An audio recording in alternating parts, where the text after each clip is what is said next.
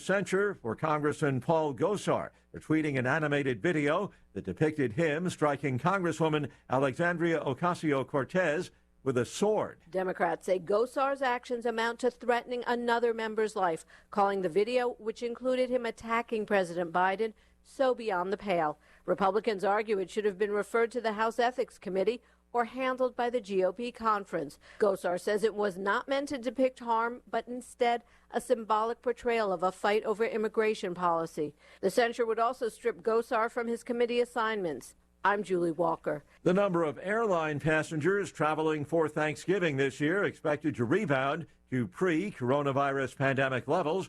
The Transportation Security Administration is insisting it is ready to handle the surge. More on these stories at townhall.com.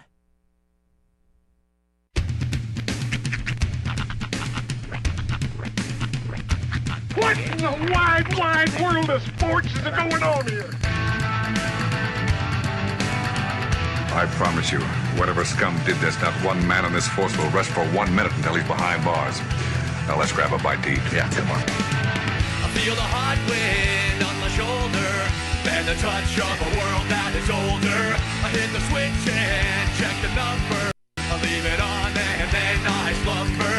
I hear the rhythm ringing through it. Flamenco guitar and cumbia music. I hear the talking of the DJ. The demolition, what does he say?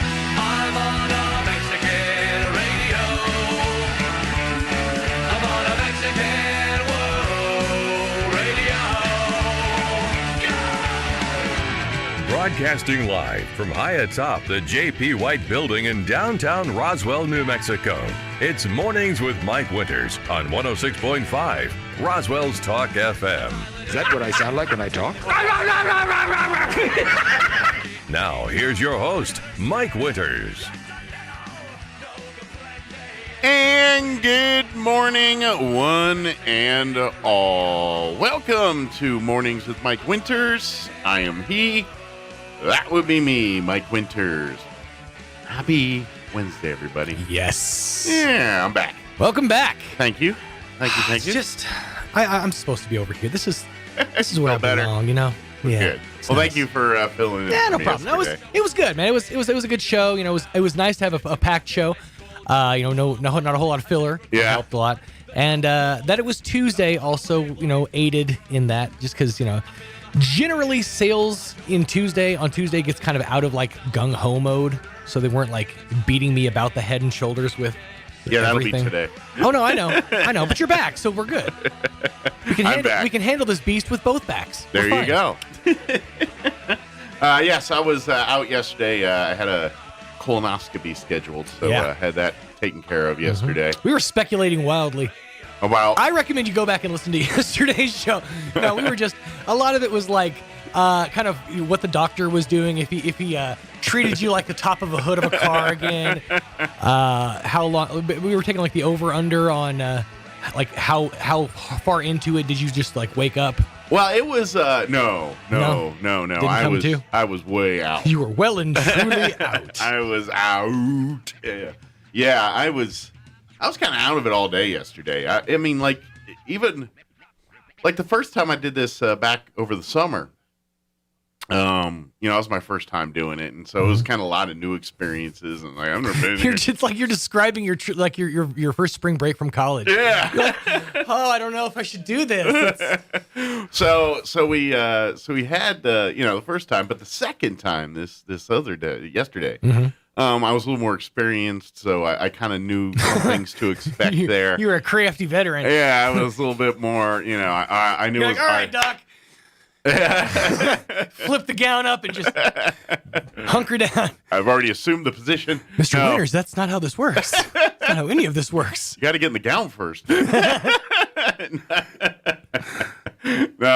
but I kind of had a little into the office. I had a little bit more knowledge of what's going on, but I don't remember. I remember them talking to me like before, saying, "Hey, and I remember they did their thing saying, all right, we're gonna do our safety, and they ask you to say your name and your birth date and all that, and they verify, making sure they're working on the right person one more time before they put you out. Right. And I remember them saying that, and that was it. Like and next thing I know, I'm like, all right, it's time to go. I'm like, whoa, are we done? I didn't even really, like this time. You were just.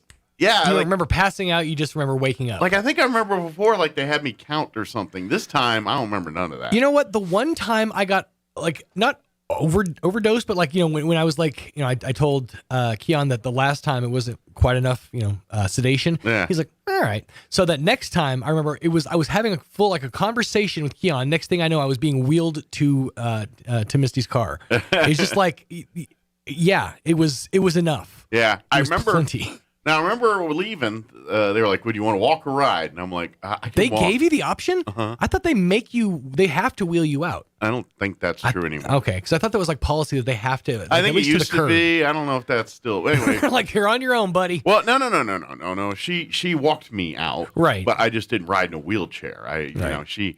Basic, because I was like, yeah, I'm fine, and Thanks, Doc, high five, ride the. Well, I was like, yeah, I'm fine, but then I took 2 steps and my leg buckled, and I was like, whoa, I didn't fall or nothing. No, but you were just like, I just did a. Whoa. You realized the weight of yourself. Yeah, and so she grabbed my arm and kind of armed me to the car, and then Kim tried to arm me into the house. That's the thing is after like I get up from the wheelchair and it was like the 2 steps to get into Misty's car. It was like I was 1,000 pounds. I've never been heavier in my whole life. I'm like, oh my god.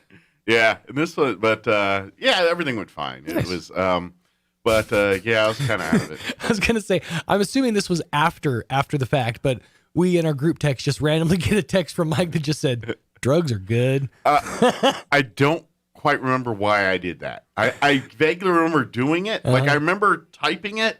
I don't know what my logic was or anything. Like, I guess when I got out of surgery and I got to my phone, I saw there was a couple texts there. And so I replied to one, and then I saw yours, and I don't know why. I just typed in "drugs are good." Because the context, though, because I had messed up the mascot of the... Is that what happened? I had messed up the mascot of the Farmington game. About. Because I Googled Farmington High School mascot, and it came up Riverhawks. Apparently, there's another Farmington. Oh. So maybe that wrong. NM might be. Yeah, so I probably should have thrown that in there. And next football season, we'll get that down. But yeah, so there was a mix-up, and he was like, I thought they were the Scorpions, and I said, I'll fix that right away. And then you said drugs are good. I'm like, well, okay. I mean, it was an honest mistake, bud. I guess, yeah, we can call it drug-induced. Sure. Why not? What the heck? That's like, not. Thanks for outing me out. It's like a good job, cokehead. What? No. Heroin's a heck of a drug. Not even a little. Yeah, no, not even once. I guess I was just happy, and I was just wanting to share it. I have no idea. Why I did that. At one point, we were like, because the speculation was they were going to go in and get the polyp wipe pardon the pun, the polyp sweep at this point, and then the next year you were gonna have to go in and basically just re-sweep. And the joke that we made, or that I made, was that every year you should get like a polyp yearbook, wherein your polyps have to like sign the yearbook, and it's like, and I was making all these like yearbooks. I don't think Tanner fully got it because he's sitting there like, like, no, I'm the polyp that came to town to sign your yearbook upside down. You know the. Or one that signed your crack. You know, have a great summer. They still do all that. Man, yeah, I don't know if it's too good to be forgotten. You know. Oh, I gotta go through mine. There was something they always used to put in mine. Dude, I literally have my freshman high school yearbook. I'll have to bring it in one of these times. I got mine too somewhere. Well, I got my high school. I got a couple of them. The problem, so somewhere. I had every single yearbook from high school. The problem was with this yearbook, the one that for some reason, the one that I still have, somebody stole my yearbook. Like while I was trying to get it signed, they stole my yearbook, and it was a girl who didn't particularly like me. So she wrote in my yearbook, "I don't even like you, but I'm going to tag up your yearbook." And so all throughout the yearbook, my yearbook as a freshman in high school going into the sophomore year was a bunch of dudes' pictures with hearts around their faces that said sexy and ooh. I couldn't show this yearbook to anybody. And they're like, "Yeah, sure, Sean, your yearbook got stolen." I'm like, "That's not even even my handwriting. I will show you side-by-side comparisons. That's not me. I don't do circles for my eyes.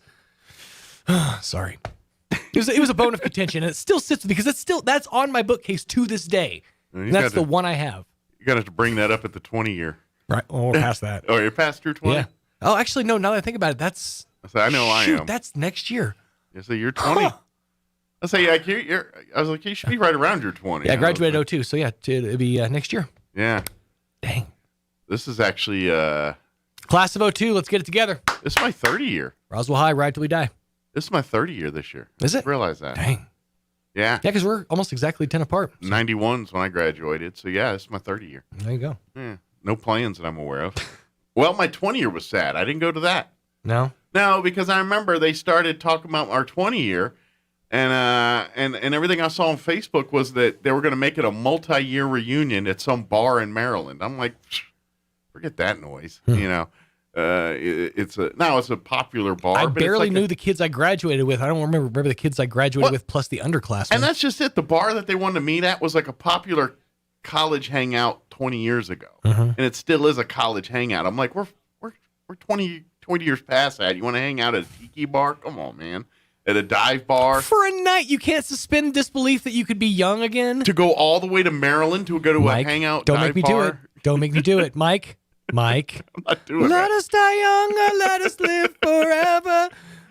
If it was in Roswell, we don't have the power, but we'll never say never. If it was in Roswell, maybe, but I'm not going to Maryland to go to a dive bar or fly or anything. Spending a couple grand to go to a dive bar to meet with people not all of them I really didn't like that much 20 years ago, to be honest. I know you got to do the rundown, but I got to give props real quick. You just mentioned it and it reminded me. I got to give props to my friend. They can't hear this right now, but they managed to go from Roswell to Billings, Montana in one day. Wow. Yeah. Now, granted, they left at like 5 a.m. And this was 11 o'clock. They texted me last night, like, we're in Billings. We're going to go to sleep. Wow. Like, yeah. That's a long haul. That's a lot of driving. So yeah. I didn't even think that was possible. I can barely make it to... That big of fans of the movie the Yellowstone TV show? Yeah, huge, massive, gigantic. All right, let me give you the rundown for today's show. Yes. Excuse me. Had a hiccup. Hick 'em up. This hour, in just a few minutes, we'll be joined by John from Oasis Computers, and he drops by each month and gives us talking tech tip updates. Say that 3 times fast. It's easy for you to say. And of course, just talk about how he can help you. And of course, holidays fast approaching, and technology is always something people seem to be caring about during the holidays. So imagine we'll talk a little of that too with John here. Then in the 8 o'clock hour, about 8:15, we're going to replay our interview we had Monday with Mike Espiritu. He runs the Roswell and Chaves County EDC, Economic Development Corporation. And we had a great conversation with him. So we're going to play that for you here in the 8 o'clock hour. And then the folks in the Roswell Chamber of Commerce will join us in the 9 o'clock hour, give us an update on what's happening over at the Roswell Chamber. Very good. Plus, we'll have all of your features that include the news of the local and national variety, along with your business updates and whatever else we can conjure up for this hour of the show and this this broadcast today. I just really wanted to hear it after I brought it up. Let's dance for a while. Heaven can wait, we're only watching the stars. Okay, we gotta go. Sorry. That's a great song. Anyways. So many 90 proms. Forever young. I like your shoulders. I like your sleeves. They're real big. Oh, man. It is 18 minutes after 7 o'clock. Let's get you up to date with the weather. It's going to be colder sooner. Here it is. I'm meteorologist Steve Hamilton with your Pecos Valley weather. Cooler temperatures on the way with a cold front headed for eastern New Mexico. We'll have sunshine today, fairly mild with low to mid 70s. A few clouds overnight with that front moving through, upper 20s and low 30s for the overnight lows. Then quite a bit cooler tomorrow. We'll be staying in the mid 50s with mostly sunny skies, back to the mid 60s and fair Friday. I'm meteorologist Steve Hamilton, and that's your latest forecast. Thank you, Steve. Currently 50 degrees here in Roswell. Humidity is at 27%. Winds currently out of the west at 7 miles per hour. For today, enjoy your sunny and 71, because that's what they're saying, low 70s today. West winds 5 to 10 miles per hour. Winds will increase 10 to 15 out of the northeast later this afternoon. Tonight, it's going to be chilly. Partly cloudy, overnight low of 29 degrees. Yeah, going to be chilly tonight. Winds will be out of the north 5 to 10. Definitely below freezing tonight. Thursday, cooler tomorrow, about 20 degrees cooler compared to today. Sunny skies, mid-50s for a high tomorrow, 55 with northeast winds 5 to 10 miles per hour. Tomorrow night, another chilly one, mostly clear, overnight low of 31, so below freezing once again. South winds at around 5 miles per hour. Friday, sunny skies, warming back up, 69, so near 70 on Friday with south winds 5 to 10, and then pretty pleasant for the weekend, mostly sunny, highs in the mid-70s, 76 on Saturday, sunny with highs in the low 70s, 72 on Sunday. Hey, real quick before we take a break here, the fine folks at Richland have a fresh inventory alert. That's right, they got new inventory has just arrived at Richland, Cadillac, Chevrolet, and GMC on West 2nd. Some of the vehicles in stock right now include a 2021 GMC 1500 Elevation Edition double cab. It's in dark sky metallic. A 2022 GMC 1500 Denali 6.2 liter in cayenne red. A 2021 GMC 1500 Elevation Edition in satin steel metallic. Also a 2022 Chevrolet 2500 custom double cab. It's got a 6.6 liter gas engine, and also a 2022 Cadillac XT6 crystal white tri-coat color. That and more available right now. Go see the folks at Richland for your next vehicle purchase and ride for the brand. Richland, Chevy, Cadillac, GMC on West 2nd and online at rlchevrolet.com. That's rlchevrolet.com. All right, 7:21. We're going to take about a 3.5-minute commercial break, and then John with Oasis Computer is going to join us on the other side. Do not go away. You're listening to Mornings with Mike Winters.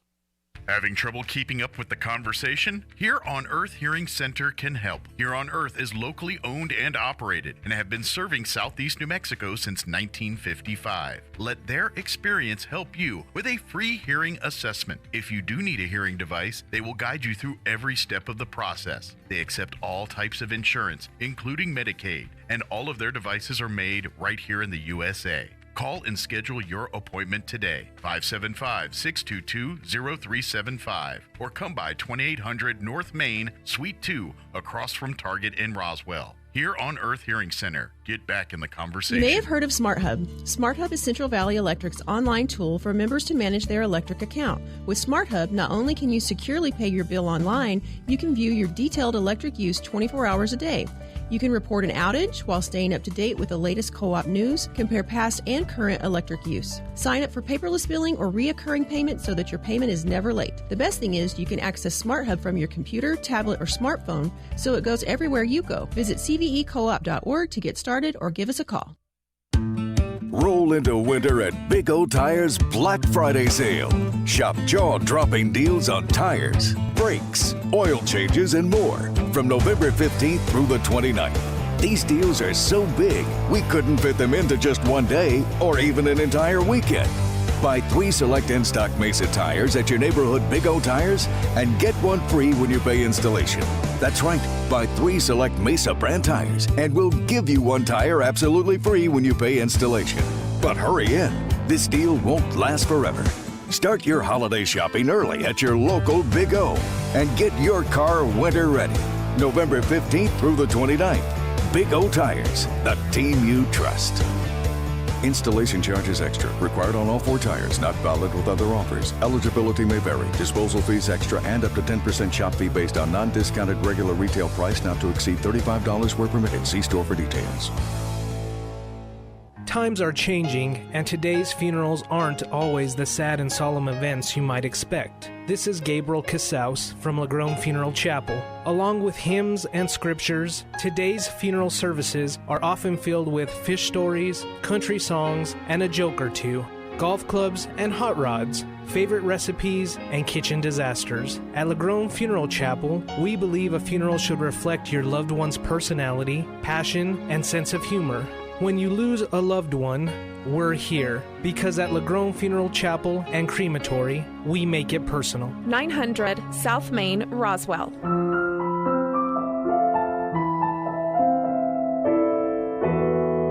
Roswell is our home. That's why we've all got to do our part to stop illegal dumping. Throwing your trash, clutter, or yard debris in the alleys, sidewalks, or streets is a crime, and it takes time and money to clean it up. Those caught dumping illegally can face fines of up to $500. You can help by taking your waste to the landfill once a month for free with a paid water bill. Call the City of Roswell Solid Waste Department for more information at 575-624-6746. Help keep Roswell clean. After all, do you want your kids to grow up in a dump? Here's a Mornings with Mike Winters fun fact. The verb form of the word run has been calculated to have almost 650 different meanings. So think about that the next time you run up your tab at the bar, and then run into a friend while you run away from the bartender. Here's Mike Winters. And good morning. It is 25 minutes after 7 o'clock, and joining us in studio this morning from Oasis Computers, John's back with us. Good morning, John. Good morning. How are you doing today? I'm doing good today. Good deal. Well, of course, for folks that are not familiar, have not heard, John joins us once a month, and we talk technology when it comes to computers and anything from service to what's latest in technology to when you are ready to pull your hair out because you're having computer issues, what you can do to help get that done. So, John's back with us to save your hair follicles. We'll do our best. So I know we've been talking, in the past months about supply and demand and things because, with the world in which we live in, it's taking longer to get things done, and people are kind of trying to make things last longer that they right. may have not intended to do, but. This product that you're just showing me here, this computer, this might be a solution to for people that don't want to buy a new laptop every 2 years or feel like they need to be outdated every 2 years. Well, like I said before we started, this is an end user serviceable computer. If you feel up to it, it's still you got to get into it. Whatever it comes with a screwdriver, brand new out of the box. So it's designed for you to take it apart if you want to. You can upgrade your memory if you need more easily. Not like the Apple product where it's all soldered on board. You can't do anything. Throw the whole thing away if you need more memory. Sure. If your drive that's soldered on the board goes bad, you can throw the thing away and lose your data if you didn't back up. So reminder, do back up. But this one is replaceable. And like what I was saying, right now Windows 11 has come out, 3 weeks ago, I believe. Mm-hmm. And that's great and wonderful, but it made all the not so really old machines obsolete. Sure. A 7th generation Intel processor is now pretty much obsolete, and they run good. They make good machines. They do a great job. And people bought some of those brand new not too long ago, right? A couple years ago. They still sell them. You can still run into one that you would buy that has a 7th gen in it. So the problem there is you got to throw the whole machine out in 4 years. Not necessarily right now, but in 4 years it wouldn't be upgraded. It can't run Windows 11 at that point, and then it gets unsafe. It doesn't quit working. You can still keep working. It's like running XP today or something like that. Sure. And then if that happens and you have a laptop like I have sitting here, then, you can sort of throw it out, even though it's fast enough, it's good enough, especially with the solid-state drive in it. Sure. You're happy with it, even 4 years from now, but no good. So in this one, the idea is that you can buy a board for it, not a whole machine, and then put a new board in it and upgrade it and get the rest going. It's kind of, to do a comparison, when it's kind of like making the computer like a NASCAR car where they can just swap out parts and packages relatively quickly and easy to get it going again, where this one is designed to say, like you said, the motherboard, once it's obsolete, you're like, well, this one's, no, you can take the motherboard out, pop in a new one, right, and upgrade, and you're not buying for a whole new computer. Right, you just right. whatever, a couple $100 or whatever it cost you for a new motherboard. Right. That's the idea anyway. It is called a framework computer. Okay. They're still a little hard to come by. You order them in from the manufacturer, and they take orders, and then they get them ready in batches, and the batch goes back out. Okay. I'm waiting on another one for demo, for resale, for whatever.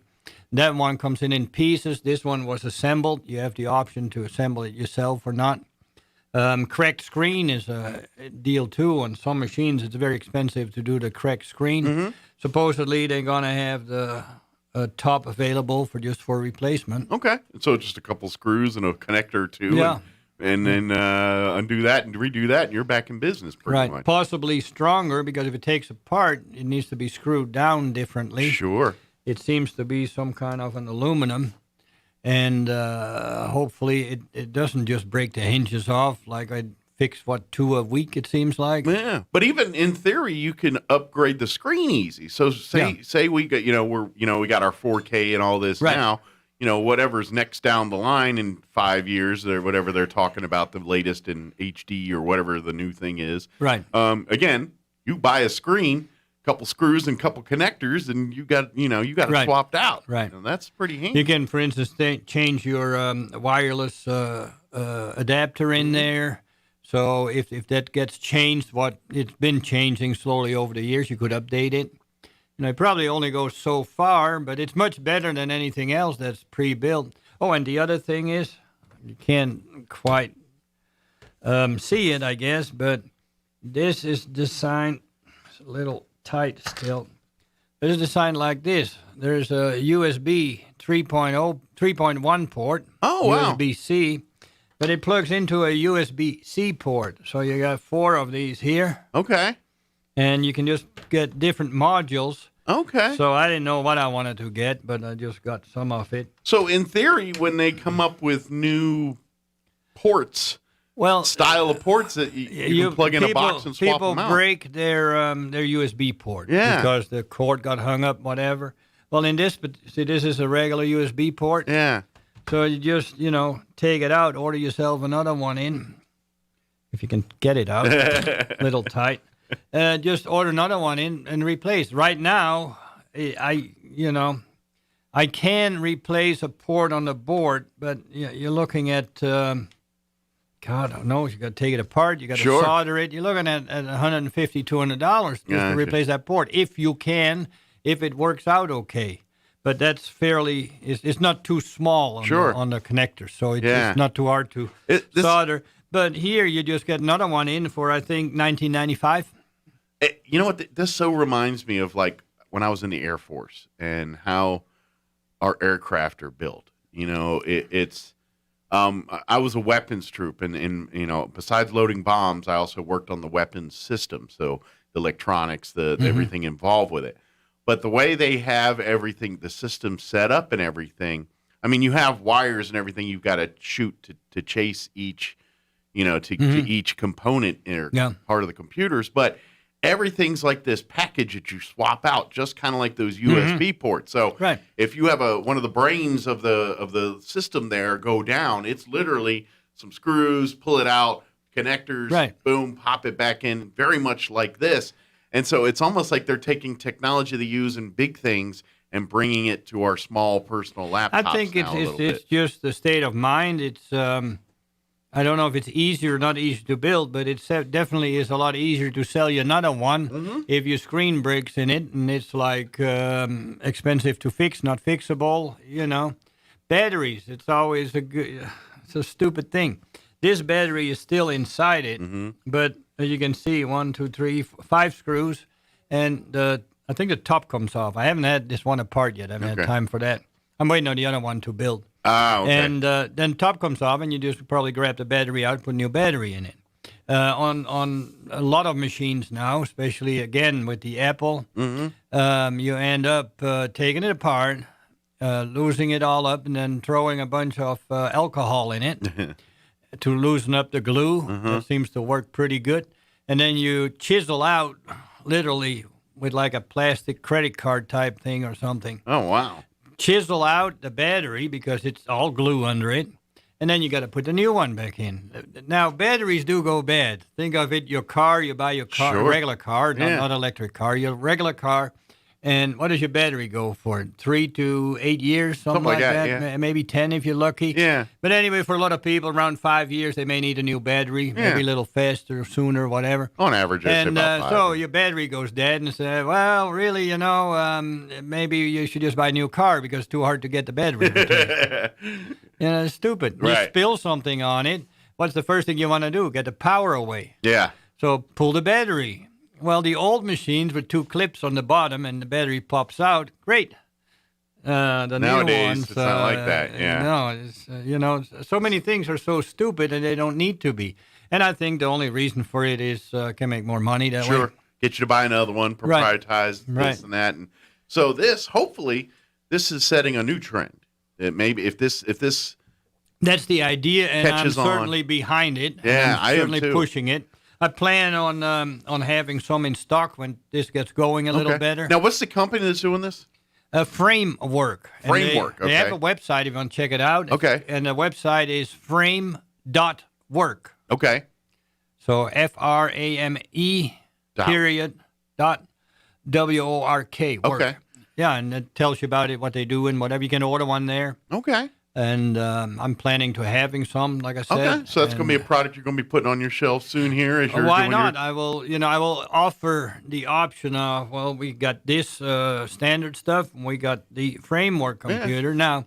And I imagine too, once if you get some clientele that want to do these, then you start carrying the extra components with it on, the extra USB ports and things handy. That's and the idea. People come in and say, "I need a new USB port." You got it right on the shelf. Right. Here you go, and they can swap it out themselves. So, it takes Whatever 2 they minutes. want to do, yeah. And if you don't feel up to going into it, at least I can replace it easily at that point. It'll take it's actually probably 10 minutes. repairable. We right now the network wireless network adapter that's built into it is not too hard to replace on most computers, but you got to take anywhere between 5 to 25 screws out. Yeah. Take the bottom off. Depending on where it sits, sometimes you got to pull the motherboard out, whatever. Then you can get to the adapter, put another one in it. So the whole process going to cost you, what, $120, $150, somewhere like that, with a little bad luck. Yeah, Maybe a little better if it's easier to get to. Yeah. On this thing, you just take the 5 screws out, you take it out, it's almost like a tower. Yeah. Where you just go in and Take take the part Take the out. parts you need, unscrew And you put them. internal. What we do now with these machines is we sell an external USB wireless adapter and just plug it in on the outside. So between $20 and $35, you can get one of those. It's a heck of a lot cheaper than going inside in it. But then you have this thing sticking on the side again. Mm-hmm. So you can get away from that. That's pretty cool. I like it. I do too. I'm very, and so folks obviously come by Oasis Computers. You want to take a look at this and kind of learn a little anybody bit more that's about interested it. in, come in the morning and have a look at it. In another week or so, I hope to get the other one in, and then I can see what it looks like on the inside and whatever. I'm not gonna pull this apart because I need to use it. Gotcha. I replaced my other one. I was about to say, is this going to be your main day-to-day user? This is my right now? main computer now. Nice. Good for you. Yeah. Good deal. Well, that's going to be the great test drive right there. I imagine after 5-6 So far, months. so good. It's of course the high end. This one is a little over $2,000. Okay. But it's an i7 with 32 gigabytes of memory. What else? Terabyte drive in it, I believe. But here's the part that's different, because someone's thinking, wow, well, $2,000, that's a lot for that laptop. But let me point this out. That's the same cost if you bought a laptop with the same specs in it, as far as the hard drive and all that. You're going to pay roughly around $2,000 for anything that looks like this is nice and whatever. Anyway, it's going to be in that range too. But here's the difference. That computer you just paid $2,000 for, here in a year or two, it's going to have components that are outdated, and it's going to be either very difficult or impossible to replace them without buying the new computer. Where this one, you spent $2,000 and you're like, oh, it's now outdated a year later. Right. Oh, for $100 I can upgrade the motherboard or upgrade a hard drive or something. The worst part in these computers, in these laptops, is the time from about right out of warranty till about a year or two afterwards. Mm-hmm. At that point, we can get parts because parts come from what I call the junkyard. It's also known as Amazon and as eBay specifically. There's a lot of people selling. They take old computers and take it apart for parts and sell the parts again. Mm-hmm. What is a way of making a living? It's not too bad, I guess.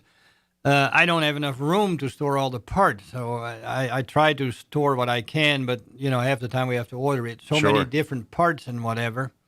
And in that period, from new to about 3 years old, there are no used parts. Nobody has broken them yet. Nobody has damaged them, but people break the screen on it. Mm-hmm. And then if it's under warranty, you can probably send it in. Well, if you break a screen, it's not warranted. But, you can send it in. Maybe they'll fix it. Sure. We'll find out if you have to pay for it. It's like, I should buy another one for the cost that is cost. That's the experience that I've had with it.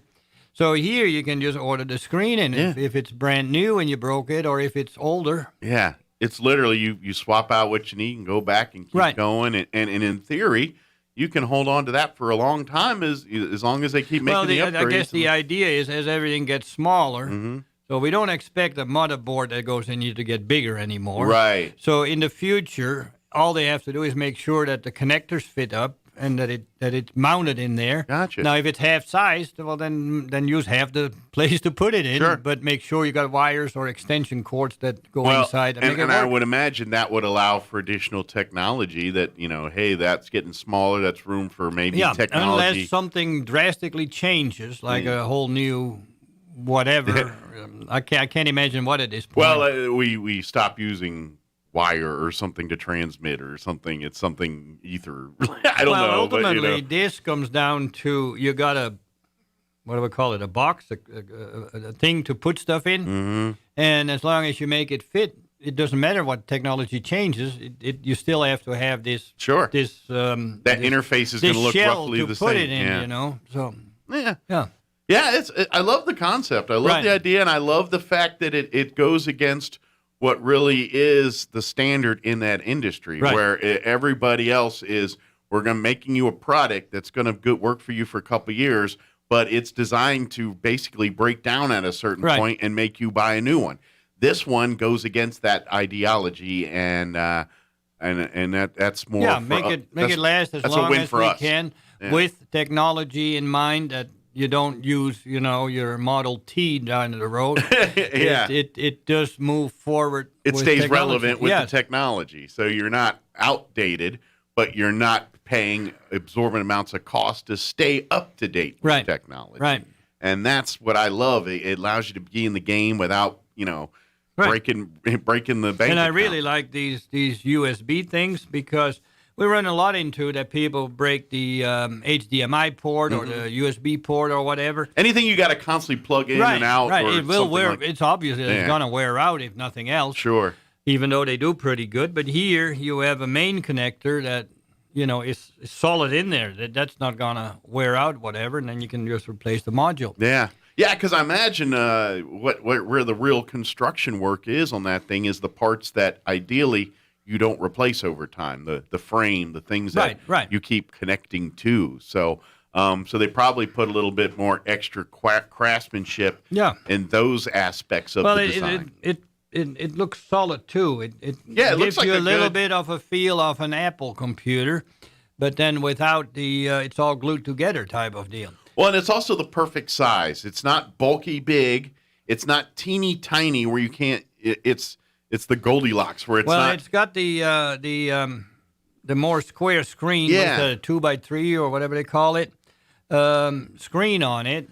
But I like the long type screen, but with the quality of the screen, this is I think it's a 4K. Higher end screen than just the regular ones, anyway. And what I realized is that this is not narrower from left to right. it's taller, so I basically have it. The old one that I had was like a little stretched out. Okay. So I felt like with the same quality of screen and what I could see, the old one was like this. So Gotcha. It is not that it got shorter.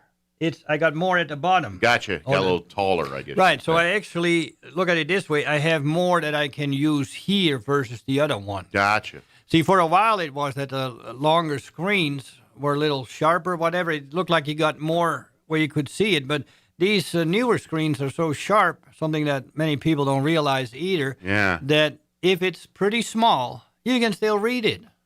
I like that. It's not the size of the screen. It's the sharpness of the text on it. And with the good screens, it looks like paper or printed or something. Just Good about. deal. Yeah. That's great. That's great. It sounds like, to be honest, this sounds like a computer it's great for everyone, whether you're a gearhead type that loves to fiddle and mess with stuff, to the person I just want to turn on my computer and do what I got to do. This computer is kind of for either one of those, because either way, if a problem happens, they can take it to you. You can fix it in 5 minutes or 15 minutes basically. But if you're one that likes to do it yourself and do all that, this computer kind of allows you to do that and not have to get lost in the weeds on how to fix something. We have to see how the part supply is going to be. It's still new. I think they've been in business for, half a year now or so that they've been going. And so we don't know what the future brings on that. Well, if compared to some of the HP or Dell or whatever is out there, the newer ones, they're getting also small. The parts are getting smaller. So some of them have it nice like this one where the bottom just comes off. But then you can't get the parts.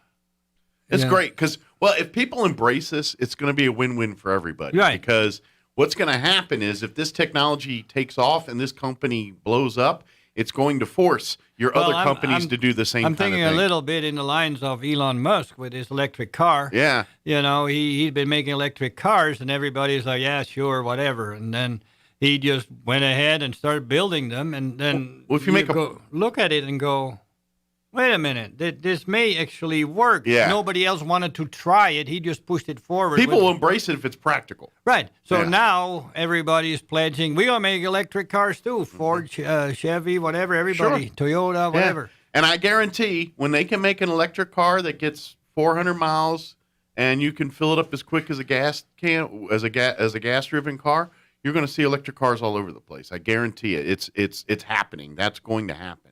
Yeah, it makes sense. It does. But it's not until it's convenient for everybody. I just got in a position that I got a guy coming in, fixed his computer up, got to talk to him for a little bit, and he said, I work for the New Mexico Solar Company. He's like, oh, well, does that work? Whatever. So I got signed up to put the panels on my roof at the house and the store. By the end of the year, they should be ready on the house and the store. They're working on the house right now. So the next step that I'm thinking is, electric vehicle. So plug it in your solar during the day at the store, charges it up, and there's no fossil fuel burning, whatever involved with it. Yeah. The only problem is, as long as I stay in town or drive to Artesia, whatever, it's great. But that those trips I had to make to out of town. Las Cruces, when the wife was in the hospital there, it's kind of like, how does that gonna work? I'm a little iffy on that one, but we'll get there, and I know we will. Sure. And once we do, it's going to be a commonplace. So and I think this is that same thing. The electric deal is going to be great because you produce enough electricity to be zero on your electric bill, pretty much. You supposedly pay $10, $15 for a hookup fee because you got to have the electric company at night. It's not doing much on the sun. Yeah, you got to be plugged in. You feed it into them, and they give you enough back for the night. That's how that works. So the whole thing is done on a loan, and the loan is based on approximately what you spend on electricity is what your loan gonna be. Okay. Now, this started right before people are talking about the fuels are going to be more expensive, but we see them go up already. With this thing, my loan's going to stay the same, so my payment to that loan is going to be the same as the cost of electricity is going to most likely climb up. So it looks like a win-win situation. Cool. I'll keep you posted as to how it goes. Yeah, I'm very pretty curious. excited about it. Yeah, good deal. I'm glad to. I hear some people love it, and then I've heard others don't. Well, find we've it as been useful, thinking. so. I've been thinking about putting a battery pack on it. Yeah. But they're expensive, and the way it's set up is you feed it into electric company, and they give you a night back. You don't make money with it, and it doesn't cost you electricity money. Gotcha. It costs you a hookup fee because they need to keep the equipment running on it, and so the battery pack, theoretically, you could charge it up over the day, and then run it on the night. But that's not how they kind of want to go because the batteries are still so expensive, and they do wear out. They have like between 5 and 10 year span on it or something like that. So the plan that they have does without a battery pack. If you want one, you got to throw that in, and they're like $16,000 or something like that. Okay. So it's like, well, we can always add it on later and see how it goes. Don't know yet. Well, maybe it'll come down too later. I assume that technology is going to get better, and the price is going to be coming down somewhat on those, but time will tell. Yeah. Just collecting the sunlight for electricity, makes sense to me. And I got to think a lot of what you're talking about there, in the future, like it's going to depend on the resources that it takes to make these batteries and finding.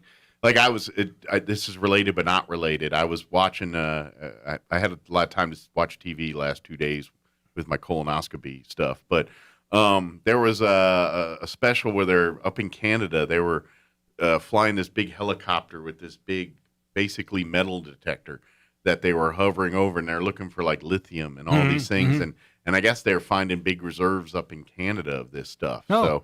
So these are probably potential spots for where they're going to be the places we get the material to make these batteries and things. And the way I understand it is it's the difference between, say, this lithium stuff and fossil fuels is the lithium, they pull it out and then they can keep reusing it over and over again. In theory, we don't need to have to keep digging for it.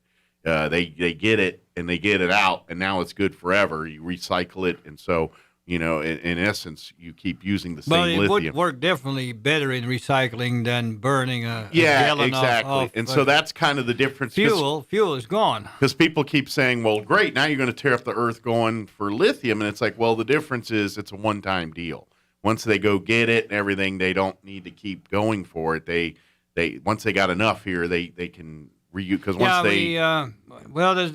there's a good point there. Now it makes me think of the Bitcoin deal. Everybody hyped up about that, but we hear very little how much energy that cost. Yeah.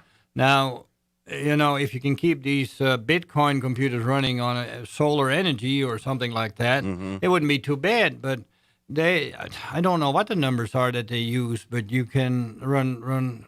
I don't think it's half the country on it, but it's a tremendous amount of electricity that gets poured in, and equipment, because I can buy video cards, partly due because Bitcoin miners want these video cards. Sure. And they spent more for it than a gamer once, so... Yeah, because And then the supply chain problems, so whatever. But, it's got to be better, in my opinion. The fossil fuels were made by the sun a long time ago, the way I've been taught anyway, the way I understand it. So why not use the sun directly? You got the. That's what I think. I think once they figure out how to do it in a practical way, then it's going to be great. We're just in that part where we're learning.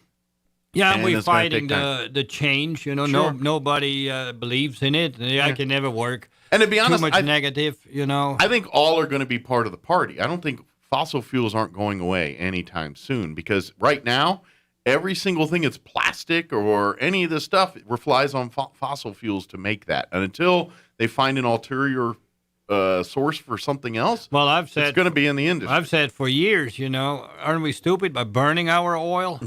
We make plastic out of it, medicines, all kinds of stuff that maybe we don't want those either. Yeah. The plastic problem. But until we figure out the change there, that's what it is. If you burn it, it's gone. If you make plastic out of it, you can use it better, longer, I would say. Well, I would assume, like the lithium, it's recyclable and everything else. So, depending on. Well, the you types don't of burn plastic. it. It's used. I mean, it's like a gas can. Right. Yeah. Exactly. You know, the electricity is the gas in the can, so you collect that from the sun. But the can, if it rusts out or however you look at it, it wears out. Right. You can recycle the can. It's not burned. Sure, that makes sense. Yeah. You know, that's I think how we have to look at it. And It may take too much to recycle the lithium. It may not. I don't know. Sure. But it's not gone away. Right. You exactly. could extract it back out It's of itself. a reusable, Right, renewable right. resource. Yeah, exactly. Which, and I think once they make those types of things to where it's in the everyday, like when we go to the gas station to get to fill up your car, when life is like as easy as that for people to do these things, then that's going to be the mainstay. Right. And anybody that says, well, it will never work because whatever reason, I'm just looking at what I've seen over the time that I've done computers, laptops, the battery didn't last, the battery was lousy, you would not charge it correctly, it would lose its charge. All that is a lot of it is gone. Sure. They don't last as long as we want them to, but, you know, much better than it was. And you would have to charge the darn thing every, 2.5 hours when in the early days, if you made it that long. Now they can go for a day. Yeah. Now and it's longer. practical, and people have them all over the place. So, yeah, the battery technology has changed. Yeah. And then, you know, to come back to our NUCs, people come in and say, I need to buy a tower. And I point them to the little NUC, next unit in computing from Intel, the little square computer. They go, I don't know. And then I always have to pull my phone out. Remember how little you could do with this? You Right. could make phone calls on it. That was it. Now it's like a computer. Yeah. Oh, yeah. You hand them something that's like, that ain't going to get the job done. It's like, no, you don't get it. Right. So, you know, it's all getting more effective and whatever and worthwhile. Absolutely. I just sold the time and realized we're running out of it.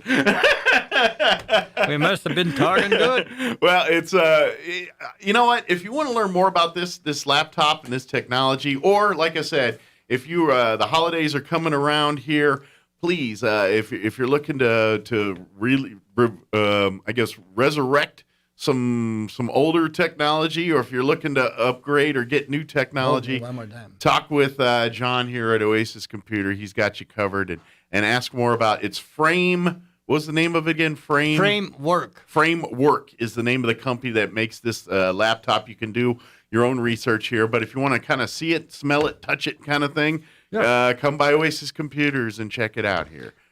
Come between 8 and 12:30. Yes. We're open from 8 till 1, but I've learned that I can't get out at 1 if I say we're open from 8 till 1. So be no later than 12:30. Okay. If you bring something in. Pick something up no later than 12:45. Very good. I've now changed it that at 12:45 nobody came in. I'm closing up and leaving. Gotcha. Okay. So basically, so that you got to if about somebody 12:30. comes in, I can leave actually at 1. Okay. So 'Cause I got to get back home to take care of the your woman wife at and home everything. that you know needs some attention at that point. Yeah. So 12:30, get your stuff in between 8 and 12:30, Monday through Friday. Monday to Friday. You can also call if you have questions. What's the phone number over at the office? 575-625-9141. Very good. And 1703 North Garden Avenue, not to confuse it with Atkinson. Right behind the Wool Bowl there. Yeah, across the street from the rear exit of the Wool Bowl Stadium. Yeah. We're right across the street from Yep, can't miss it. Come on Right. and bring your computers and let John here. And then on a last note, the stock is up in the store. I don't know if it's up anywhere else, but I've been managing to get a couple of computers of all types in the little NUC especially. Okay. So I have a few with the holidays coming. If anybody needs a new one, upgrade, whatever. Okay. So you managed looking to good. procure a few Yeah, things. I keep looking almost daily if there's some available from the distributor that I get them from. Cool. And when they are, I'll buy what I can afford, and then I have some. Sounds good. So come on by Oasis Computers. Let them help you out. If you got a technology problem, just call John and let him handle it for you. He's got you covered. Right. We'll find a solution. Thank you, sir. Have an awesome Thank you. Thanksgiving if I don't see you between now and then. Thank you. You too. And I will see you here next month, all right? Okay. All right. Take All right. care, John. One more time this year. Yes, right. 7:58, quick break before news. Don't go away. We serve all New Mexico. If you think it's hard to take out a home loan, those rumors are wrong. It's not true. Contact Loan Officer Elliot Rodriguez, MLS number 41002 at CMG Financial, phone number 719-237-4680. At CMG Financial, we can help. Experience extraordinary with CMG Financial. Every customer, every time, no exceptions, no excuses. CMG Financial is a registered trade name of CMG Mortgage Incorporated, MLS 1820. CMG Mortgage Incorporated is equal opportunity lender. To verify complete list of states licensed, visit www.mlsconsumersaccess.org. Equal fair housing is the right for everyone to have access to all housing opportunities without discrimination based on race, religion, national origin, sex, color, familial status, or disability. Where can you find the best selection of beautiful and unique home decor in the region? Easy, Casa Decor in Ruidoso. For years, people from all over have come to Casa Decor for the best selection of rustic, real wood furniture, beautiful decor from the Southwest and beyond, and quality outdoor furniture and accessories that are built to last a lifetime. At Casa Decor, they have over 10,000 square feet of showroom for everything you need. Casa Decor opens 7 days a week from 9:30 to 5 at 1214 Meacham Drive in Ruidoso or online at casadecorruidoso.com. Proud supporter of local high school sports. Welcome to the Asian market. This is Nok. Right now we have a new ingredient like galanga, lemongrass, lime leaf, and Thai chili to make tom yam gung and tom kha gai. And try out new delicious nail soup on Saturday. Come see me at the Asian Market, 5702 South Main. Call for order 840-5309. Roswell's home for talk radio is 106.5 FM. Governor Tony Evers appealing for calm regardless of the verdict. Rittenhouse has claimed self-defense in the fatal shooting of 2 men, the wounding of a third during anti-police rioting in the streets of Kenosha last year. In Brunswick, Georgia, the state has rested its case in the racially charged trial of 3 white men. They're charged in the murder of a black man who was jogging through their neighborhood. Glynn County Medical Examiner Dr. Edmund Donahue testified that Ahmaud Arbery was shot twice in the chest with a shotgun at close range. 20 inches to 3 inches. In this from Court TV, Donahue says the 25-year-old black man had no chance surviving either wound. Is there anything they could have done on scene to save his life? No. Later, Judge Timothy Walmsley told the jurors, just because the state has rested does not mean that all of the evidence is in this case necessarily. That also from Court TV. Father and son Greg and Travis McMichael and their neighbor William Roddy Bryan are on trial. I'm Tim McGuire. Flooding across parts of the Pacific Northwest being described as devastating follows days of torrential rains. Robert Chase lives in hard-hit Cedro-Woolley, Washington. It's overwhelming. In fact, we're looking at a house right here where the cars are up most of the way up, the water's most of the way up to the wheels. And so it's kind of disheartening. Heavy rains unleashed flooding and devastating mudslides north of the border in British Columbia, with at least 1 death reported there. President Biden visits a GM electric vehicle plant in Detroit today, continuing to pitch his $1 trillion-plus infrastructure plan to the American people. Wall Street, the Dow down 151 points, NASDAQ off 45. More on these stories at townhall.com.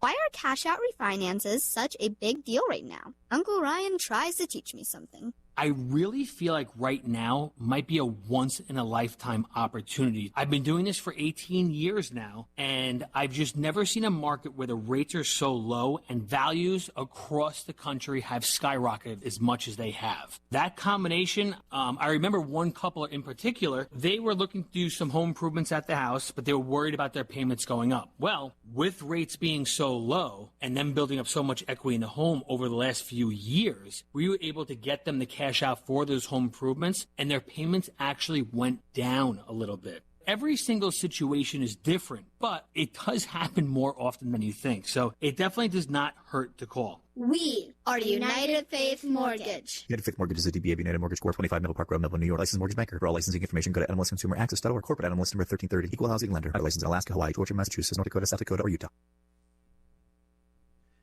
A French television commentator going on trial for allegedly inciting racial hatred. It's a big deal when a company like this Eric Zamor was speaking after a knife attack in September 2020, in which a young Pakistani man had seriously injured two people outside the offices of the magazine Charlie Hebdo. He said, "These people are thieves, murderers and rapists. That's all they are, and they must be sent back." This earned him another prosecution for incitement to racial hatred. He's been convicted and fined 3 times in the past for similar outbursts attacking Islam and immigration. He stands by his comments and says he's the target of a legal system that's enthralled to the human rights agenda. The BBC's Hugh Schofield. UK Trade Representative Catherine Tai and Japan's Trade and Industry Minister agreeing to work to resolve a dispute over American tariffs on steel and aluminum, part of a framework for cooperation on wider issues. News and analysis, townhall.com. Consumer prices in the United Kingdom surged at the fastest rate in almost a decade last month amid soaring energy costs. The Office for National Statistics says inflation accelerated to 4.2% in the 12 months through October from 3.1% the previous month. The bigger-than-expected increase pushed inflation to its highest level since November 2011. That means most Brits will be enduring a drop in living standards in the run-up to Christmas as household incomes get stretched. Correspondent Jeremy House. The Interior Department will auction vast oil reserves in the Gulf of Mexico, estimated to hold up to 1.1 billion barrels of crude. The first such sale under President Biden. It underscores the challenges he faces in reaching climate goals that hinge upon deep cuts in fossil fuel emissions. Yet on Wall Street, the Dow down 107 points. More on these stories at townhall.com.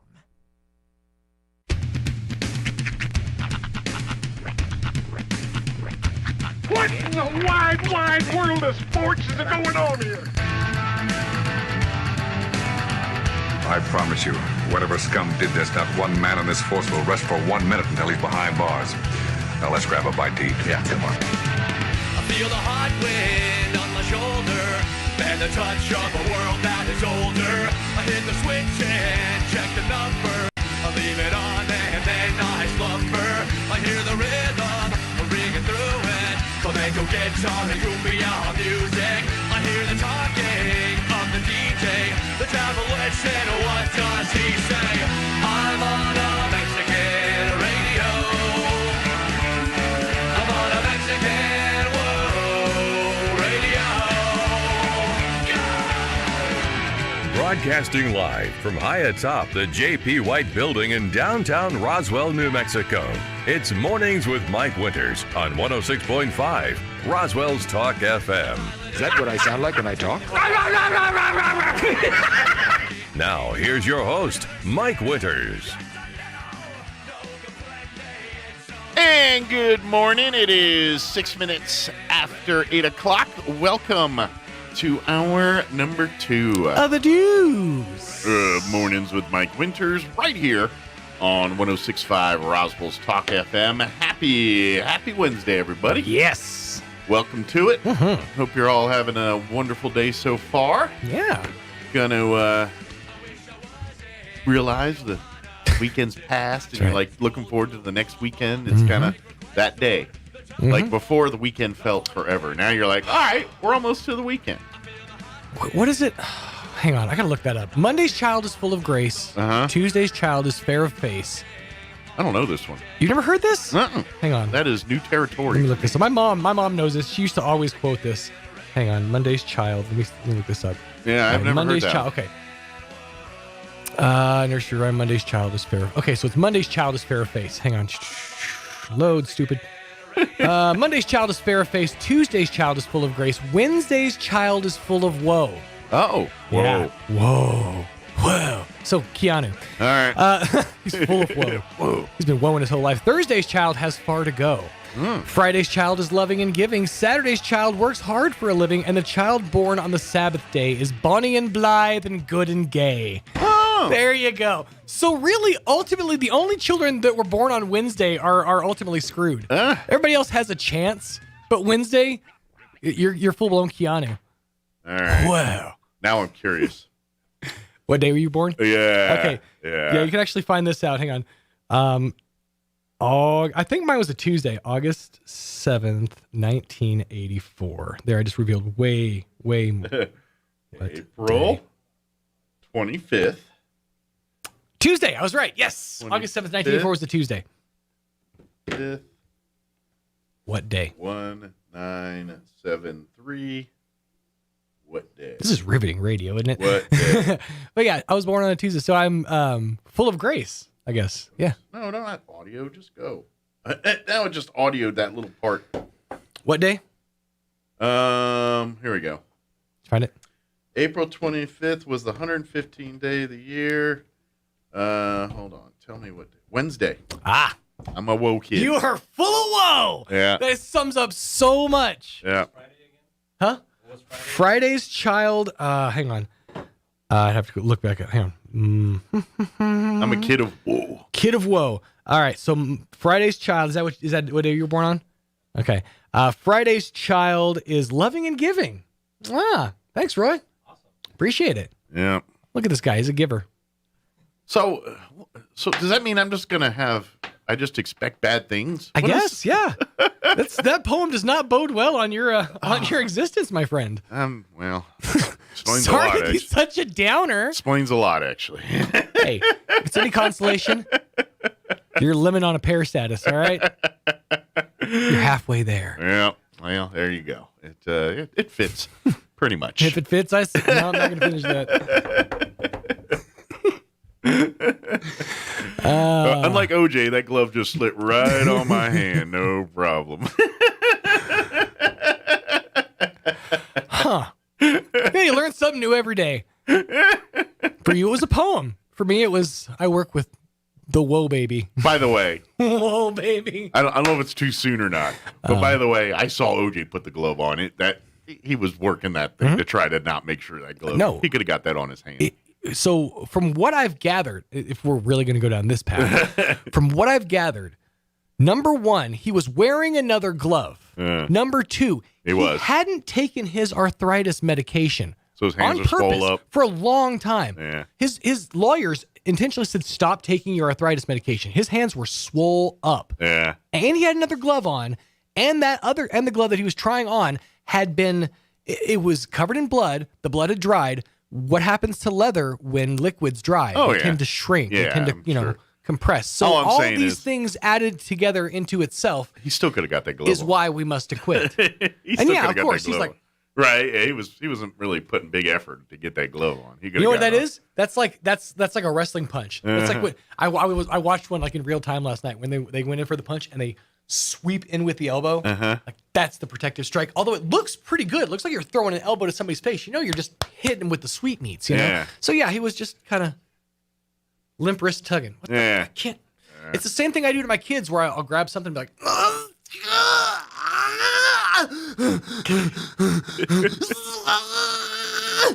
And I'm not actually putting in effort. Yeah. Same thing when I'm in the bathroom. Same face. So, get that visual out of your heads. Well, that's a little too close to home right now for me. I'm making that face too much lately.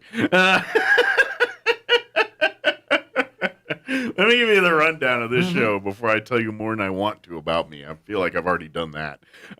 We'll get you up to date with the weather. I'm a child of woe. Whoa, baby, in the morning. So we'll do the weather here in just a bit. Then we're going to replay our interview we had Monday in the 9 o'clock hour with Mike Espiritu. He runs the Roswell Chaves County Economic Development Corp, EDC. And we had a great conversation with him. So we're going to play that for you here in just a few minutes. Yes, sir. Then later on, we'll get you up to date with the news of the local variety, along with your town hall business update and whatever else we can come up with for this hour of the show. Now I'm wondering, like, all these things, I'm like, is this the planets align and I'm supposed to do this? Maybe. Well, you got to figure, the woe babies are the ones who notice all the negatives. And I'm an duck compared to other people anyway. I just am. I look at things different than other people do. But what you managed to do is sort of look at the woe of the world and sort of put a humorous spin on it, so to speak. I mean, that's for you to process. Or highly sarcastic, depending on your right. And perspective. that's just the way that you process, painful information or trauma. We all process it in different ways. Yeah. You tend to use yours through sardonic humor. I do. Which I completely understand because I'm a very similar person, and we usually try to work a random laugh into a situation that does not require it. And sometimes comes off-putting. Oh, very, very much so. That's when it's fun to just jump on that wave and ride it out and see where it's going to go. Like, get those weird faces and be like, no, what I mean is, look, let me explain. We're great at funerals. Right? Absolutely. Still, though, to this day, I credit my brother for having the line of the funeral at my dad's funeral. Which was, as they were getting the casket out at the final funeral in Edmond. He's across the lawn kind of hanging out with some friends who'd come all the way to Oklahoma City for the funeral. And he sees them kind of struggling with the casket. And my brother, who's like 10 or 11, looks over there and he screams out, "He's heavy, isn't he?" No. I'm like, damn it, Ben. That's line of the funeral right there. Oh, man. From the mouths of babes. That's why they had decades of that show, Kids Say the Darndest Things, because of that moment. They do, right in fact, there. say the darndest things. Exactly. So, it is 8:14. Sorry. In my brain, I said 8:14, and I went, in 1814, we took a little trip. Along Colonel Jackson down to mighty Mississippi. That's why I'm a woe child. It is 8:14. Here's your weather. Whoa. Whoa. I'm meteorologist Steve Hamilton with your Pecos Valley weather. Cooler temperatures on the way with a cold front headed for eastern New Mexico. We'll have sunshine today, fairly mild with low to mid 70s. A few clouds overnight with that front moving through, upper 20s and low 30s for the overnight lows. Then quite a bit cooler tomorrow. We'll be staying in the mid 50s with mostly sunny skies, back to the mid 60s and fair Friday. I'm meteorologist Steve Hamilton, and that's your latest forecast. Thank you, Steve. Currently 57 degrees here in Roswell. Humidity is at 21%. Winds currently out of the west at 9 miles per hour. Nice today. Sunny skies, a high of 71 expected. Winds will be out of the northeast, 5 to 15 miles per hour. Tonight, it's going to be cold. Probably the coldest of the season, I think, tonight. I don't think we've seen 29 yet, have we? We haven't. Well, we're supposed to tonight. Partly cloudy, overnight low of 29 degrees. Winds out of the north, 5 to 10. For Thursday, we're not even getting out of the 50s. Mid-50s tomorrow. Sunny, 55. Northeast winds at 5 to 10 miles per hour. Thursday night, clear skies with an overnight low of 31. South winds at around 5 miles per hour. Then for Friday, warms back up a little bit. Sunny, 69, so near 70 on Friday with south winds 5 to 10. And then your weekend looking actually pretty pleasant. Mostly sunny, 76 on Saturday. Mostly sunny and 72 on Sunday. So I'll take that. I'll take that in a heartbeat. Hey, don't forget the Holiday Magic Art and Craft Show happening Friday and Saturday, November 19th and 20th at the Eastern New Mexico State Fairgrounds.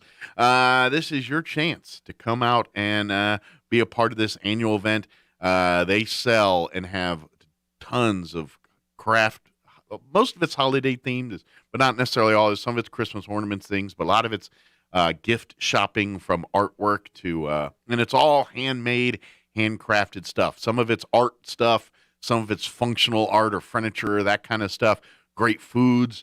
I unfortunately missed the interview with the ladies from the Holiday Magic yesterday, but Sean got to talk to them. And you can check out that interview at your leisure. But, yeah, the pumpkin rolls are like the most famous thing I always think of when I think of the Holiday Magic Show. But, again, that's coming up here real quick, November 19th and 20th at the Eastern New Mexico State Fairgrounds. Get out there and do some shopping this weekend. All right, it is 8:17, quick commercial break. And then our interview we had on Monday with Micah Spiritu from the Roswell Chaves County EDC. That's coming up next. Don't go away. You're listening to Mornings with Mike Winters. Roswell Skin Center, a brand new state-of-the-art facility located in the 400 Penn Plaza building here in Roswell, is now accepting new patients. Dr. Brandon Cometti and his team offer a full range of skin care services, including general dermatology, surgical and cosmetic procedures, including cutting-edge laser rejuvenation, Botox, filler, laser hair removal, chemical peels, and other non-invasive options to improve skin health and turn back the hands of time. Call and schedule your appointment at Roswell Skin Center today, 208-2509. That's 208-2509. Hey, this is Dr. Keon Egger at Carabelli Dental in Roswell. Our office is passionate about creating beautiful, long-lasting smiles. But here's the thing. Sometimes that means dentures, and that's not a bad thing. These aren't your grandma's dentures. We combine artistry and the latest technology to create beautiful, natural-looking teeth. If you are in southeastern New Mexico and you have dentures or are considering dentures, you need to come visit us at Carabelli Dental. Come see the team at Carabelli Dental or call 622-4455. Loveless Healthcare Center is proud to offer pediatric services and is now taking new patients. Loveless offers a full spectrum of pediatric services, including complete well child checkups, immunization, sports physicals, and treatment of illnesses such as the common cold. Know the ones you love most will receive the best pediatric care at Loveless Healthcare Center. To schedule an appointment, call 575-625-3222. This is Renee. Happy to be here. She's not some influencer. She's more of a groundbreaker, turning her 4-acre lot into a little slice of heaven behind the wheel of a John Deere 1 Series tractor. Renee runs with us because the most important job is the next one. That's all I got. Nothing runs like a Deere. Hear Renee's story at Deere.com. Stop by Pecos Valley Equipment in Artesia and Roswell, or visit us online at pecosvalleyequipment.com. So you think drinking alcohol can't hurt you? It'll mess you up big time. Say adios to large chunks of your brain. Major damage is already being done. Other parts of your body are getting wrecked too. Forget about sports, forget about school, forget about doing much of anything. Underage drinking freaks out your body, messes up your life. Sponsored by the NMDOT. Join Hot New Country 92.9 The Brand and Fiero 106.1 for a live broadcast this Saturday from 10 to 1 at Roswell Honda. Gear up for Thanksgiving and make it a November to remember at Roswell Honda with a gravy boatload of savings and some awesome giveaways too, like a free turkey and a 12-pack just for stopping by, free pumpkin pie with a qualified test drive, free hot dogs and Pepsi products, stuff for the kiddos, free swag, and more. See you Saturday, 10 to 1 as we make it a November to remember at Roswell Honda, 2177 West 2nd. Here's a Mornings with Mike Winters fun fact. The word gorilla is derived from a Greek word meaning a tribe of hairy women. Mike recommends that if you see a tribe of hairy women, you don't call them gorillas. Here's Mike Winters. And good morning. It is 26 minutes after 9 o'clock, and joining us in studio this morning from the Roswell Chaves County Economic Development Corporation, EDC, we have Mike Espiritu back with us. Morning, sir. Hey, good morning, Mike. How you doing today? I'm doing great, thank you. It's been a while since we had a chance to sit down and talk to you on the radio. It's been a minute. You know, we've had this thing called COVID come around and kind of shake the trees, right? So, well, and here's the deal. For you, you would think that would make things a little quieter, and really it's the complete opposite because, you know, for folks that don't know, and you know, the whole role of the Roswell Chaves County EDC is to promote and to help garner and generate business in our community, to really to showcase our community to the world, and then offer an opportunity for the world to come be a part of our little world here. And that's really at the end of the day what the EDC is about. I mean, that's just a blanket loose thing here, but so where everyone's shutting down businesses and trying to go introvert here, you're like, well, but wait, I got to come on down anyway, you know. So it actually probably created a ton more work on your end as far as the EDC goes. Well, you know, the EDC, Mike, yes, business attraction and recruitment, try to bring new business, create jobs, good wage jobs. And as you know, we about to send aviation coming here. 360 jobs. They're recruiting right now. That airport to hire folks, and that's going to change Roswell. Well, that airport, you know, and I know our government entities, county, city, all see this. That airport is our linchpin to success. That there is so much we can do with this thing, And if we do it right, we can that can be the thing that makes all of southeast New Mexico, not just Roswell and Chavez County, but Eddy County, Lee County, the entire southeast New Mexico can benefit from that airport. Well, that air center, there's not another one like it here in New Mexico. Yeah. With a 13,001 foot runway, it's nearly 5,000 acres. Yeah. It's really a jewel. Yeah, it is. And we're thankful that. Yeah, because there's no communities that really enjoy something like that for the most part in the country. There's not, and we're thankful that the governor and our local legislators here in Chavez County really support the air center. And I say the governor because of the money she sent down, right? Because that helps us drive projects like Ascent.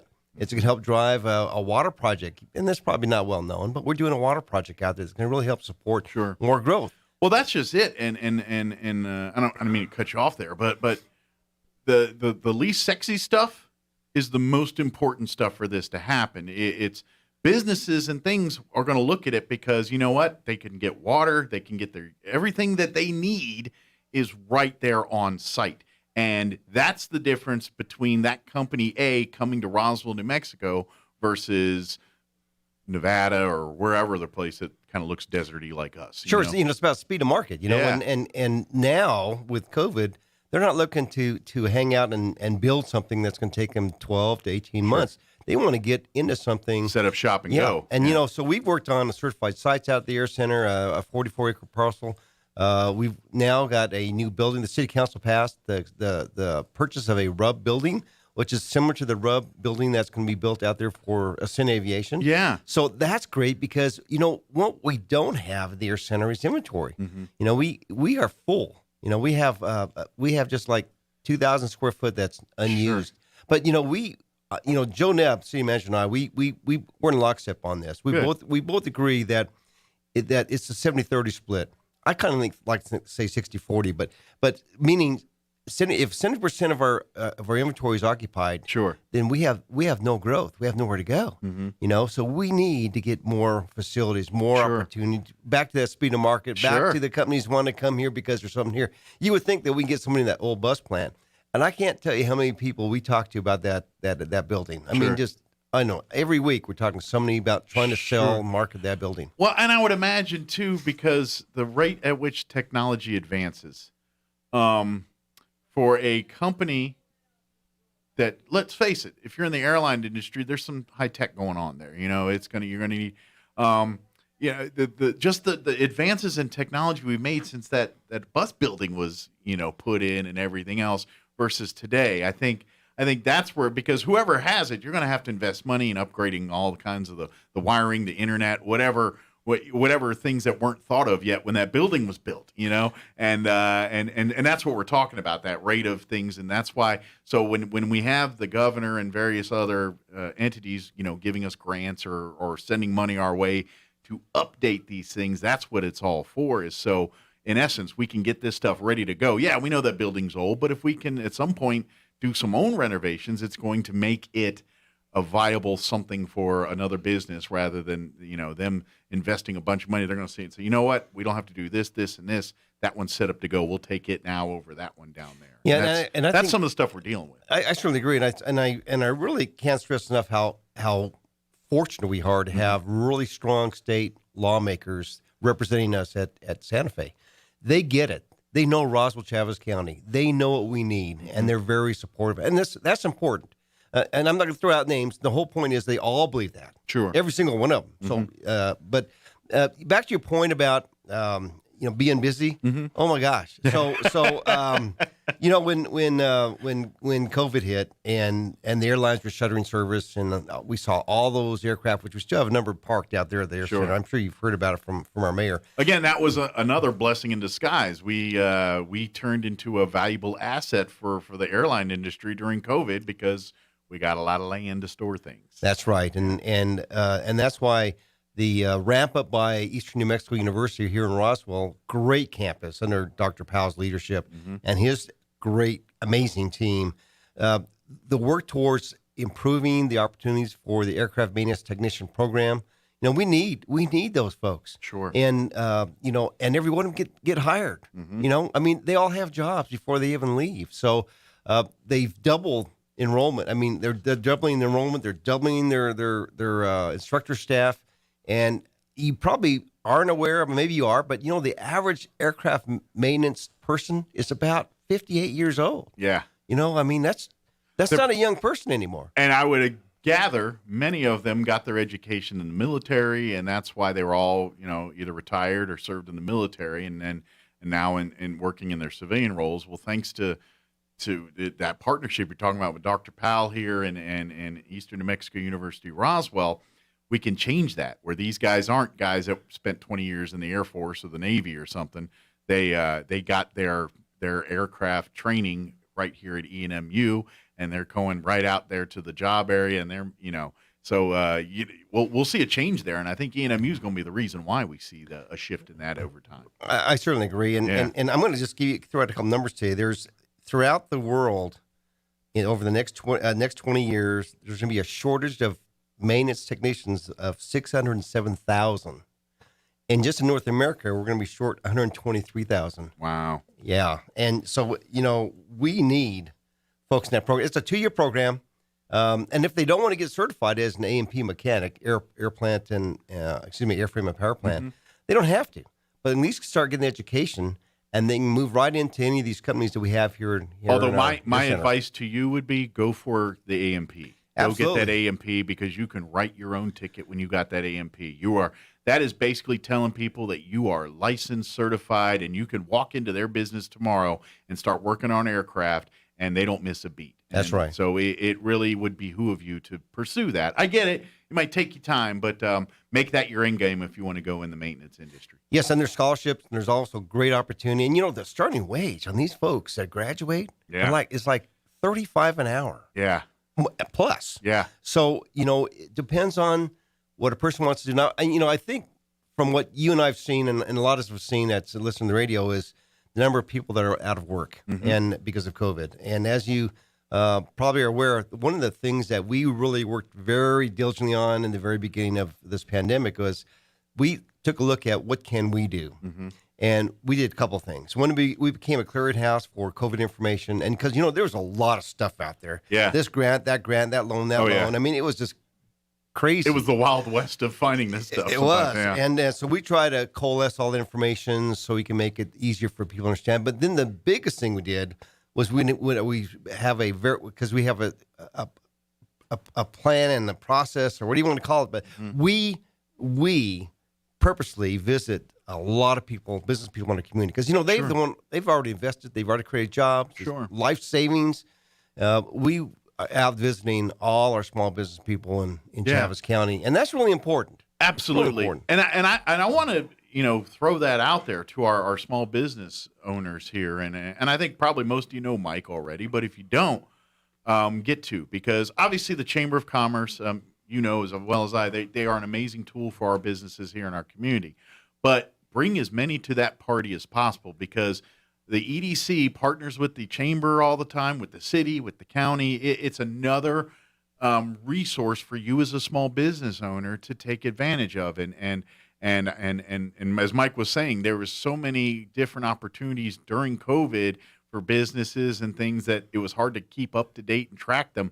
A constant relationship with Mike and the EDC with your small business is I think kind of like an insurance plan for your business, because I think it really is. Because I guarantee it's going to get crazier as the time goes down, and as laws and things change, you're going to have to find ways to adapt and overcome, and resources like the EDC are your best friend on the planet for that. Well, we're not done yet with this COVID stuff, right? And, you've seen the numbers, I've seen the numbers, and it's concerning. And it really concerns me with our small business owners. And my whole desire is to keep them in business. And we have a couple of programs that I'm pretty excited about.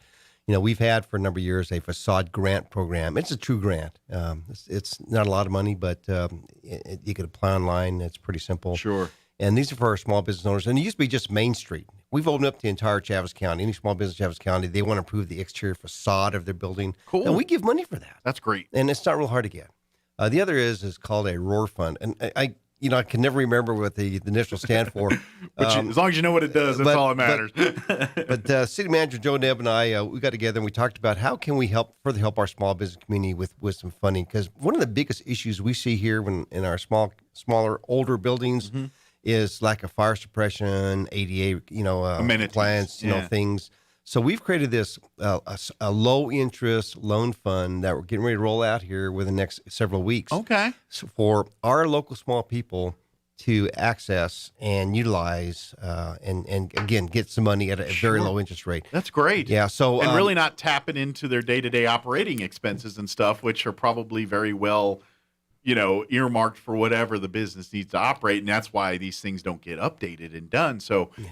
Here's some grant money that say, hey, you've been wanting to update your fire suppression system, or you know what, your electricals hasn't probably been in code in 20 years. Let's get it up to code. Well, and the accessibility piece too. We want folks that are disadvantaged and handicapped and have those challenges. Absolutely, yeah. Because we have a lot of folks like that in our community. Sadly, not sadly we have them in the community, but sadly they're having to live through those. But if we can help them, we will. And we're going to roll that out soon. By the way, that's with the city of Roswell. They're funding that. They're seeding that. Not a lot of money up front initially, but we hope to get some more funds through.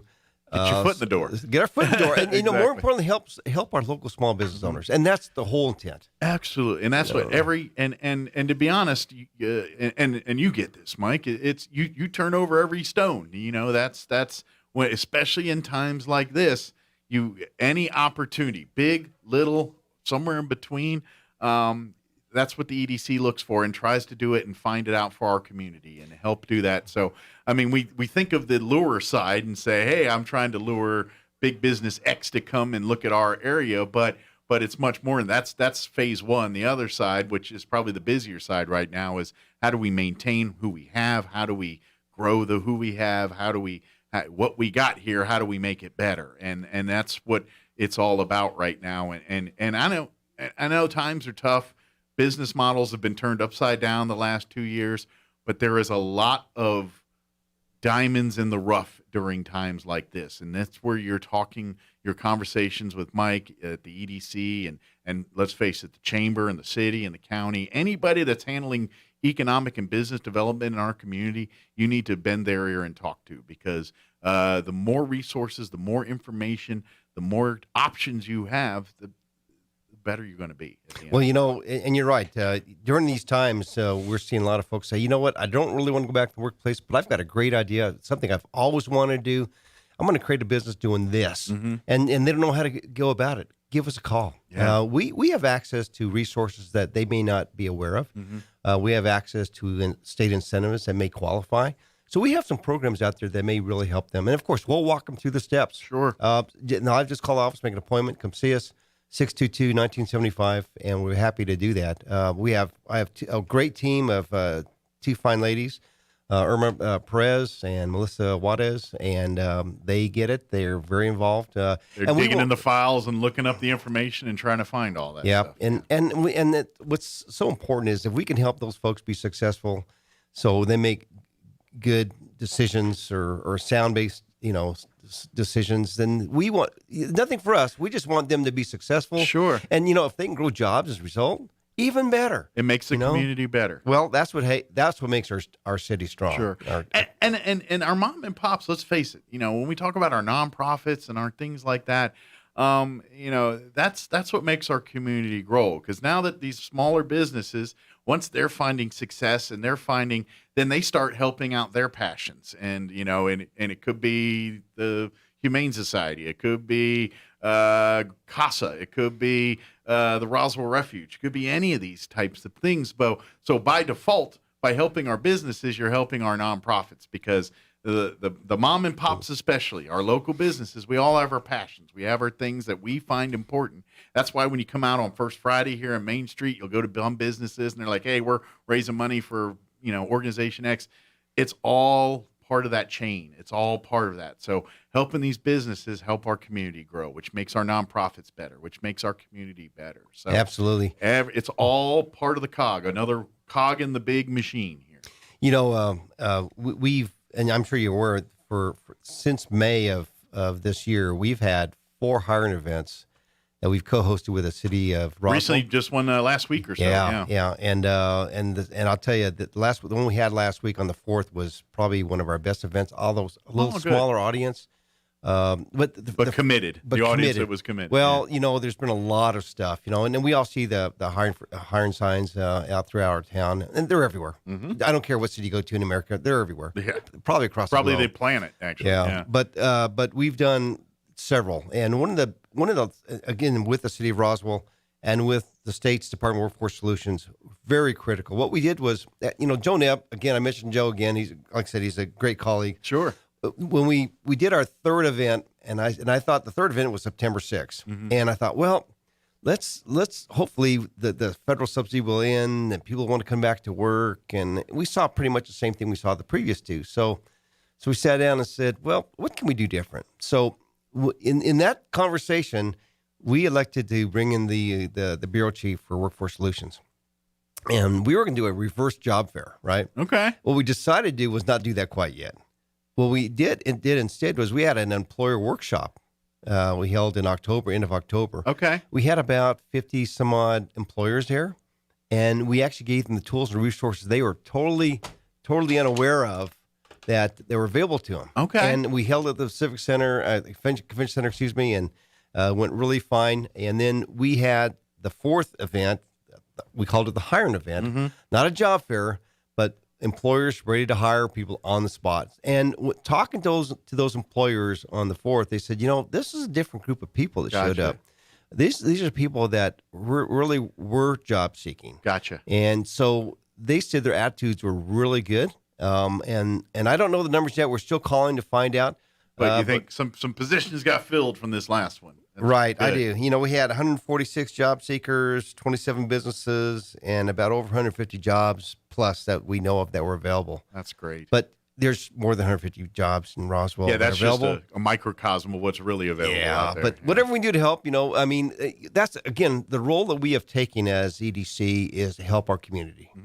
And that's what it is. It's all about that. It's our community coming together to do these to make our community a better place. And we understand that, and the EDC understands it. Your little flower shop, we need to make sure it succeeds, because it succeeds. That means this business down the street will also succeed, because we're all connected. We're all, everything has its place in our system, in our society, and we need to support all of that. And that's what it's about. And these, and I say to this to a lot of groups, our local small business owners, they've invested their own money, they've invested their own time, their sweat, probably blood along the way. Yeah. And a lot of tears, to get to where they want to be. And during COVID, we were trying to just keep them in business and trying to find out other things. We did, as in the very beginning, we were doing different things. Keep your head above water here. The point is how can we continue to help them move the needle for them? Yeah. Now that we got their head above water, how do we make them flourish? And that's what we're trying to do. So one of the areas is, we talked about these hiring events and the issues with, the biggest issue across the globe is the workforce, right? I mean, I just was in a group last week, and that's all anyone ever talks about is workforce, because you just don't have the numbers anymore. Because jobs have gone away. They've moved away from brick and mortar. They've done a lot of things have changed. Businesses are doing what they got to do to survive too, and I imagine they've downscaled and shifted, and eliminate positions, and do what they're having to do to stay solvent as a business. Yeah, and our local folks here and everywhere, they need a workforce, right? I mean, even though that's shifted, they still need a workforce. And what the EDC's been very involved with is working with all 4 of the independent school districts in Chaves County, Roswell, of course, and Hagerman, Lake Arthur, and Dexter, and with Career Tech Education, or CTE. I encourage those families out there who have youngsters in school, in any of the schools, to talk with whomever they need to talk with their counselor about CTE, Career Tech Education. Yeah. It's all about how to grow our own workforce, because the folks the young folks that find a great career here, a job here, will stay here. Yeah. And we don't want to people see don't move when they're happy. Yeah. A former governor once said that our greatest export is our children. And I think he was probably correct. That's a fair statement. But if we can grow our own to help the employers that we have, plus employers we're trying to attract here, we're all going to win.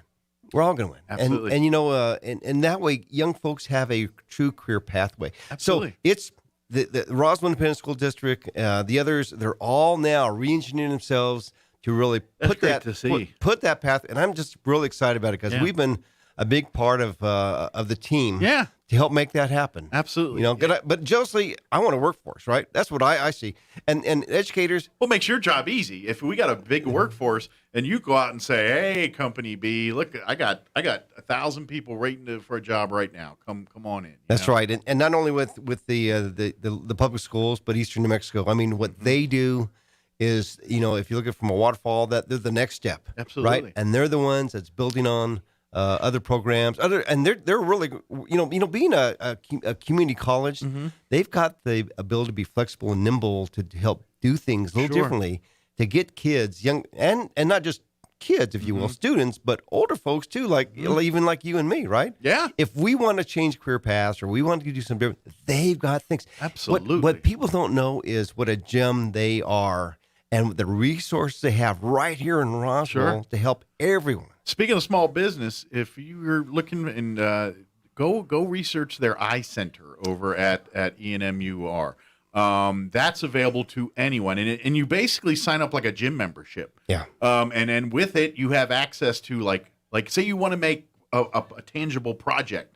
They have like the high tech computers to do metal, like laser carving metal and woodworking, more advanced that, and I don't want to get. I'm not the most 3D printing too. Yeah, I mean they really have. Now, obviously, they're going to make sure you're trained on it before they turn you loose on their high expensive equipment, but you pay your gym membership basically, and then you get to access this stuff. So if you're if you're a small business and you need other tools to help market and connect others in the industry, that's what the Eye Center does. That's all part of that. So whether you're a student there trying to earn a degree or you're just a person in this community trying to do your own thing as a hobby or a business, that Eye Center is a resource for you. And that could be your foot in the door into setting up your next, you know, the whole vision of that Eye Center is, you know, products and visions come out of there. Next thing you know, we think of Roswell's known as, I don't know, I'm just picking a skateboard maker because somebody in the Vision Center, in the Eye Center decided to say, you know what, I'm going to make skateboards out of this thing, and they turned it into, now, you know, that's the whole goal is for people to find their passions and to turn it into a business enterprise, and that's what the Eye Center is all about. Back to those entrepreneurs, you know, I mean, we have a lot of folks have these great ideas. There's resources there they can utilize, and you know, it's not just being checked out, but they'll get instruction. Yeah, you know, they'll be taught. Sure. And that's great. Yeah, absolutely. So I mean, that's kind of the stuff Mike's talking about here in that partnership, and then obviously, you know, you're talking about the partnership you're having with the school districts and the college. Well, the college is reaching out to our school districts too and working because, you know, they're seeing the same things. And like when we see our early high school or our early college programs and things, that's all partnerships between our RSD and the college and all that. That's the kind of things we need to happen and to create a better workforce of people here in the future. And you know, what's great about Roswell, this community is we have industry partners, business people that are willing to work with the public schools to teach young folks what their careers are like, so they can create that environment to help them stay motivated, be motivated, and the passion to work a career pathway. Yeah. It's the opportunities are there. So please reach out. If you haven't talked with Mike from the Roswell Chaves County EDC before, come by for a visit. His office is right downtown, about next block over here on the Bank of the Southwest building. That, right. 3rd Street. Like we're on the corner of 3rd and Main. They're across the street from us on 3rd Street. That's exactly right. We're neighbors. Yeah, come see us. You know, call us first. Yeah. Because, you know, we are busy. Sure. He's out and about. Yeah, but 622-1975, and we'll be happy to schedule something new with you. And if you want us to come to your place of business, we'd be happy to. Yeah. And, of course, Roswell Chaves County EDC has a Facebook page. If you can reach out, shoot a message through their website as well. I don't remember the actual address off the top of my head, but just Google it's ChavesCounty.net. Yeah, there you go. Yeah. I just Google Roswell Chaves EDC. It'll pop right up. Yeah, so. Absolutely. Mike, is there anything we missed? No, I don't know. We've covered a lot of things. We've got some other projects going on, some local stuff. We've got. But to get you back for talking about some of that. Yeah. But I've been pretty jazzed about these hiring events and trying to get people back to work, helping our local people, our employers, get down to visit folks. I think that's really important. But more importantly, what else can we do? The Roar Fund is going to be a big deal. I hope. I hope that's going to continue. The city has approved that, so we're just ready to rock and roll. And if we can build the Inventory Air Center, even better. And it's a win-win for everybody. It is, and it's cool to see that stuff kind of moving forward. And I don't know if you noticed that on Southeast Brasher and 285 is a big building. Yeah, a lot of groundwork being done. It's Admiral Beverage, and that's a project we started about a year ago. 100,000 square foot building. They're going to have about 75 employees, and what a great place to put a nice facility like that. Are they expanding their territory there? Is that what they're doing there? They're actually. Their facilities. They actually decentralized, and they're kind of bringing it back. But and that's because of the building having on Atkinson, on South Atkinson, was really too small. I was in there. Outgrew it. I was in there a few weeks ago, and they have stuff just piled everywhere because they just don't have the space. And now all those trucks moving. I mean, and like I mentioned the city council, I said this is a safety issue. I mean, it is. That's a busy area. Absolutely. And I says, and it was about a liquor license, and which is kind of silly for a warehouse. But anyway, but everything was fine, and they're building their building, and it's great to see that they're expanding and growing. We want to see every business do. Yeah, and of course, we're working with we've worked with local retail folks as well, opportunities, and I mean, we are involved in a lot of different things. Whatever it takes to move the needle to make our town great. That's what it's all about. Absolutely. Give out your phone number if any business or any person's like, hey, I just heard Mike on the radio. I need to reach out and make some connections. Sure, 622-1975, 1975. Very good. And again, come on out. Let the Roswell Chaves County EDC help you, your business, your family, your community get better. And let's come get involved in these events. If you're looking for hiring opportunities to creating a hiring opportunity, please, Mike can help you out. Absolutely. Awesome. Thank you, sir. Appreciate it. We'll see you next time here. Have a great Thanksgiving, you and your family. Thanks, you too. Enjoy the host job tomorrow. And tomorrow's a fun day, to be honest. I mean, I wouldn't call it fun, but you'll get to sleep. Yeah, today's the stink day. This is the day I got to complain about everything. But thank you, Mike. We'll see you next time. Good seeing you. It's 9:55. Quick break. Right, we're neighbors. Come see us. Call us first. Because we are busy. Sure, he's out and about. Yeah, but 622-1975, and we'll be happy to schedule something with you. And if you want us to come to your place of business, we'd be happy to. Yeah, and of course, Roswell Chaves County EDC has a Facebook page. If you can reach out, shoot a message through their website as well. I don't remember the actual address off the top of my head, but just Google it's ChavesCounty.net. Yeah, there you go. Yeah. Just Google Roswell Chaves EDC. It'll pop right up. Yeah, absolutely. Mike, is there anything we missed? No, I don't know. We've covered a lot of things. We've got some other projects going on, some local stuff. We've got. But to get you back for talking about some of that. Yeah. But I've been pretty jazzed about these hiring events and trying to get people back to work, helping our local people, our employers, get down to visit folks. I think that's really important. But more importantly, what else can we do? The Roar Fund is going to be a big deal. I hope. I hope that's going to continue. The city has approved that, so we're just ready to rock and roll. And if we can build the Inventory Air Center, even better. And it's a win-win for everybody. It is, and it's cool to see that stuff kind of moving forward. And I don't know if you noticed that on Southeast Brasher and 285 is a big building. A lot of groundwork being done. It's Admiral Beverage, and that's a project we started about a year ago.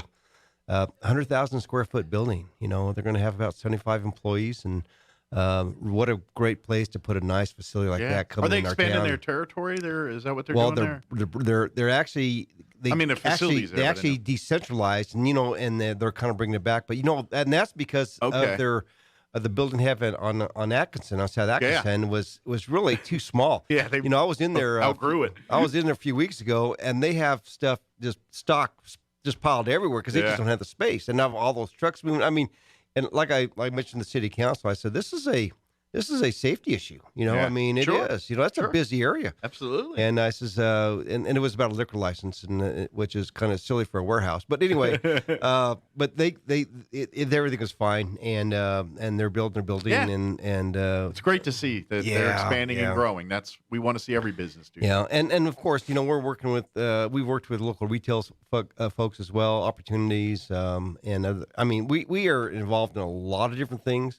Whatever it takes to move the needle to make our town great. That's what it's all about. Absolutely.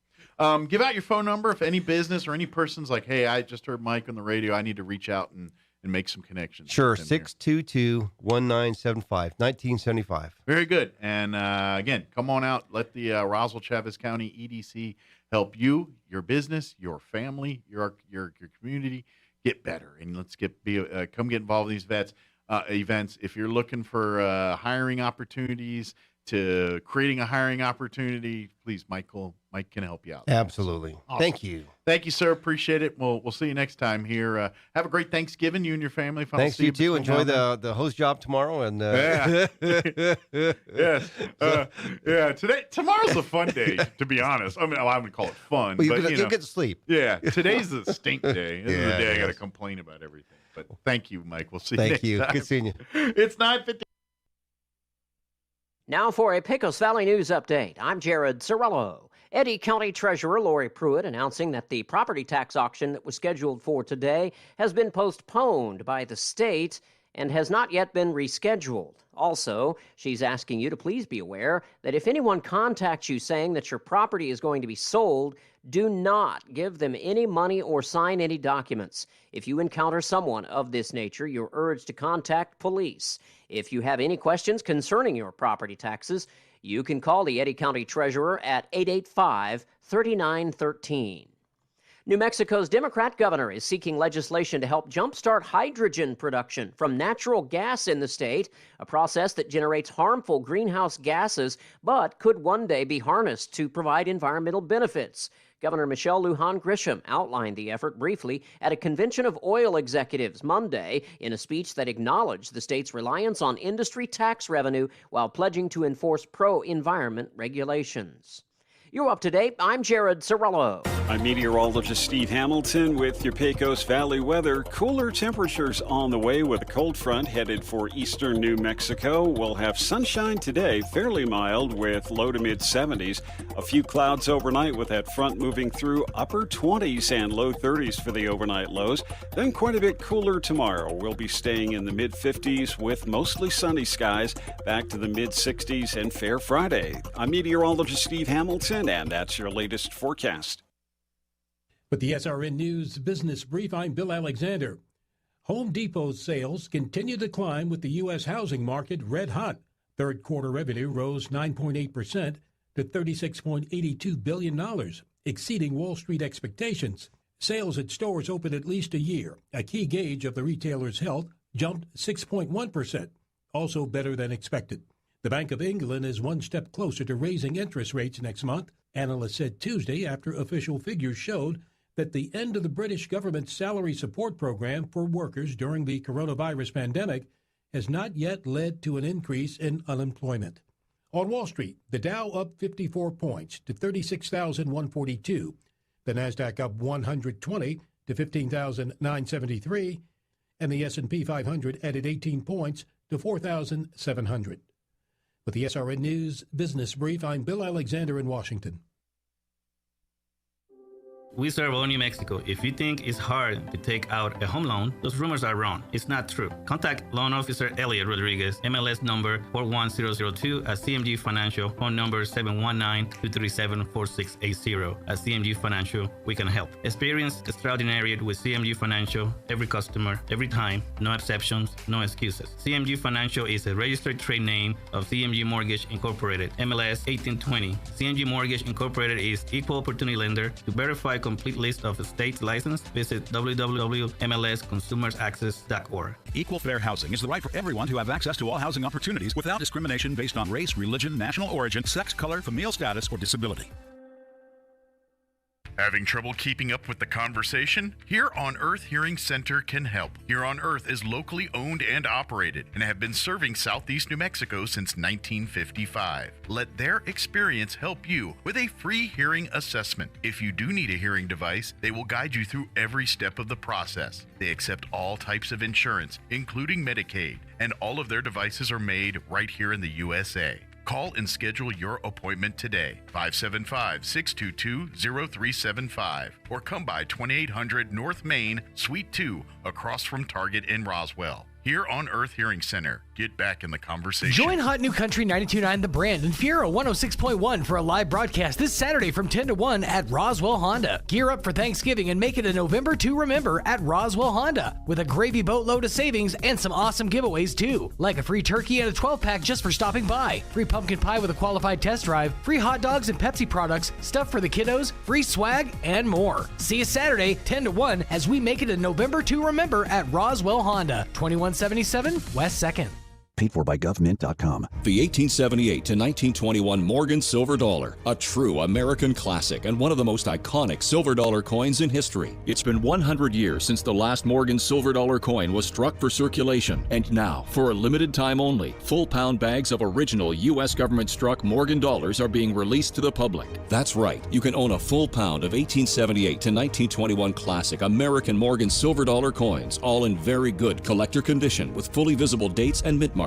Guaranteed. Call 1-800-721-0383 now to secure collector-grade U.S. Morgan Silver Dollars by the pound, struck during the Wild West and the Gilded Age. Plus, receive a bonus American Collector's Pack valued at over $25, free with every order. Call 1-800-721-0383 now to secure your full pound bag of Morgan Silver Dollar coins before they are gone. 1-800-721-0383. That's 1-800-721-0383. Your home for Sean Hannity in Roswell. 106.5 Roswell's Talk FM, KEND, Roswell, New Mexico. And good morning. We're closing in on 9 o'clock. Stay tuned next hour, about 9:15 or so. We're going to have the folks from the Roswell Chamber of Commerce join us, give us an update on what's happening out at the Chamber. Lots of events, lots of things to gear up for. We just got through all the Halloween stuff. Now we're gearing up for Thanksgiving, and the holidays just around the corner. So I'm sure they got a lot of events to give us the skinny on. So we'll do all that next hour. Town Hall News will be coming up here in just a few seconds, and then we'll be back on the other side of news. Of course, if you miss any part of our show, you don't forget, you can always check it out at your leisure, ksvptv.com. You're listening to 106.5 Roswell's Talk FM, KEND, or Roswell, New Mexico. We'll be back on the other side. News this hour from townhall.com. I'm Rich Thomason. Friday is the day the nonpartisan Congressional Budget Office expected to release its assessment of just how much the multi-trillion-dollar Biden Build Back Better proposal would cost. The White House's claim it will cost nothing, saying it's fully paid for. However, some congressional lawmakers are skeptical of that claim, and apparently the CBO is as well. The president heads to Michigan this afternoon, highlighting electric vehicles and infrastructure.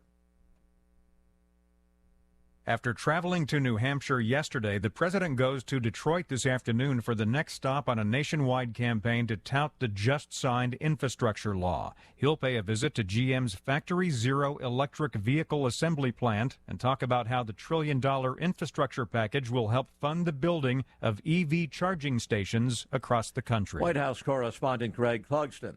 It's back to work this morning for jurors deliberating the fate of Kyle Rittenhouse in Kenosha, Wisconsin. Day 2 of jury deliberations in the high-profile case that has turned the courthouse in Kenosha into a magnet for protesters. Planning on flying somewhere for Thanksgiving? If so, you're not alone. We expect to be very close to the travel volumes that we saw pre-pandemic, so in 2019. TSA Administrator David Pekoski on NBC's Today Show. We are going to be staffed enough to handle the surge, and I expect to have no impact whatsoever with respect to the vaccine on throughput at times going through the TSA screening checkpoints. Construction of new homes dropping 0.7% in October, but a big jump in the number of building permits last month points to anticipation by builders that supply chain issues that have dogged them for much of the year will soon ease. On Wall Street, the Dow down 163 points. The Nasdaq is off 17. The S&P 7 points in the red.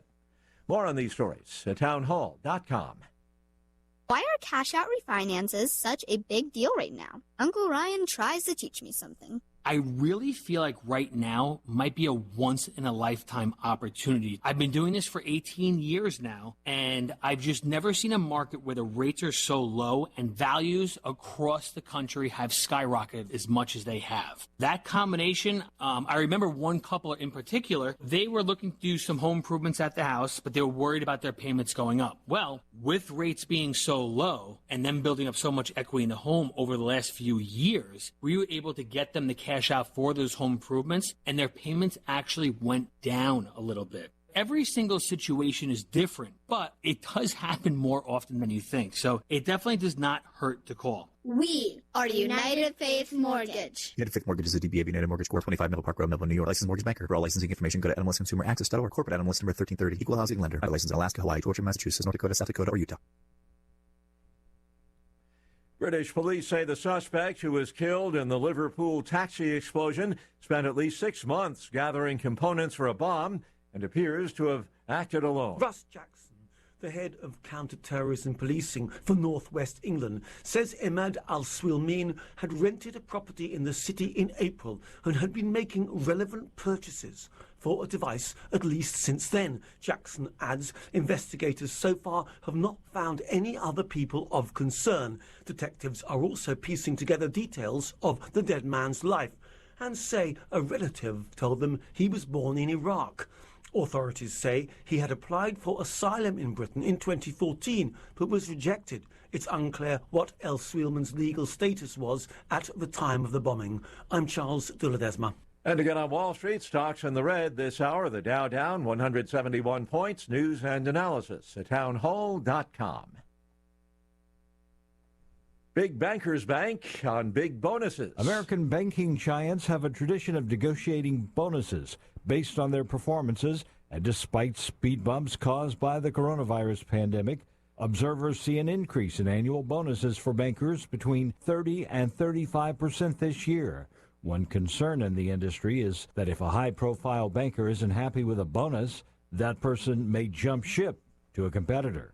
Ken Lorman reporting. If you're behind the wheel of an Audi, that vehicle may be the subject of an upcoming recall. Volkswagen Group recalling more than 240,000 Audi vehicles in the U.S. and Canada. An electric cable problem can cause a computer to disable the passenger side airbag. The recall covers certain 2017 through 2020 Audi vehicles. Owners to be notified by mail starting on January 7th. More on these stories at townhall.com.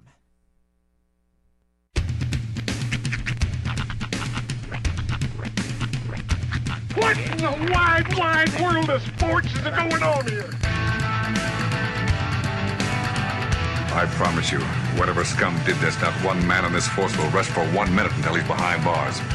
Now let's grab a bite to eat. Yeah, come on. I feel the hot wind on my shoulder and the touch of a world that is older. I hit the switch and check the number. I leave it on and then I slumber. I hear the rhythm ringing through it. Flamenco guitar and cumbia music.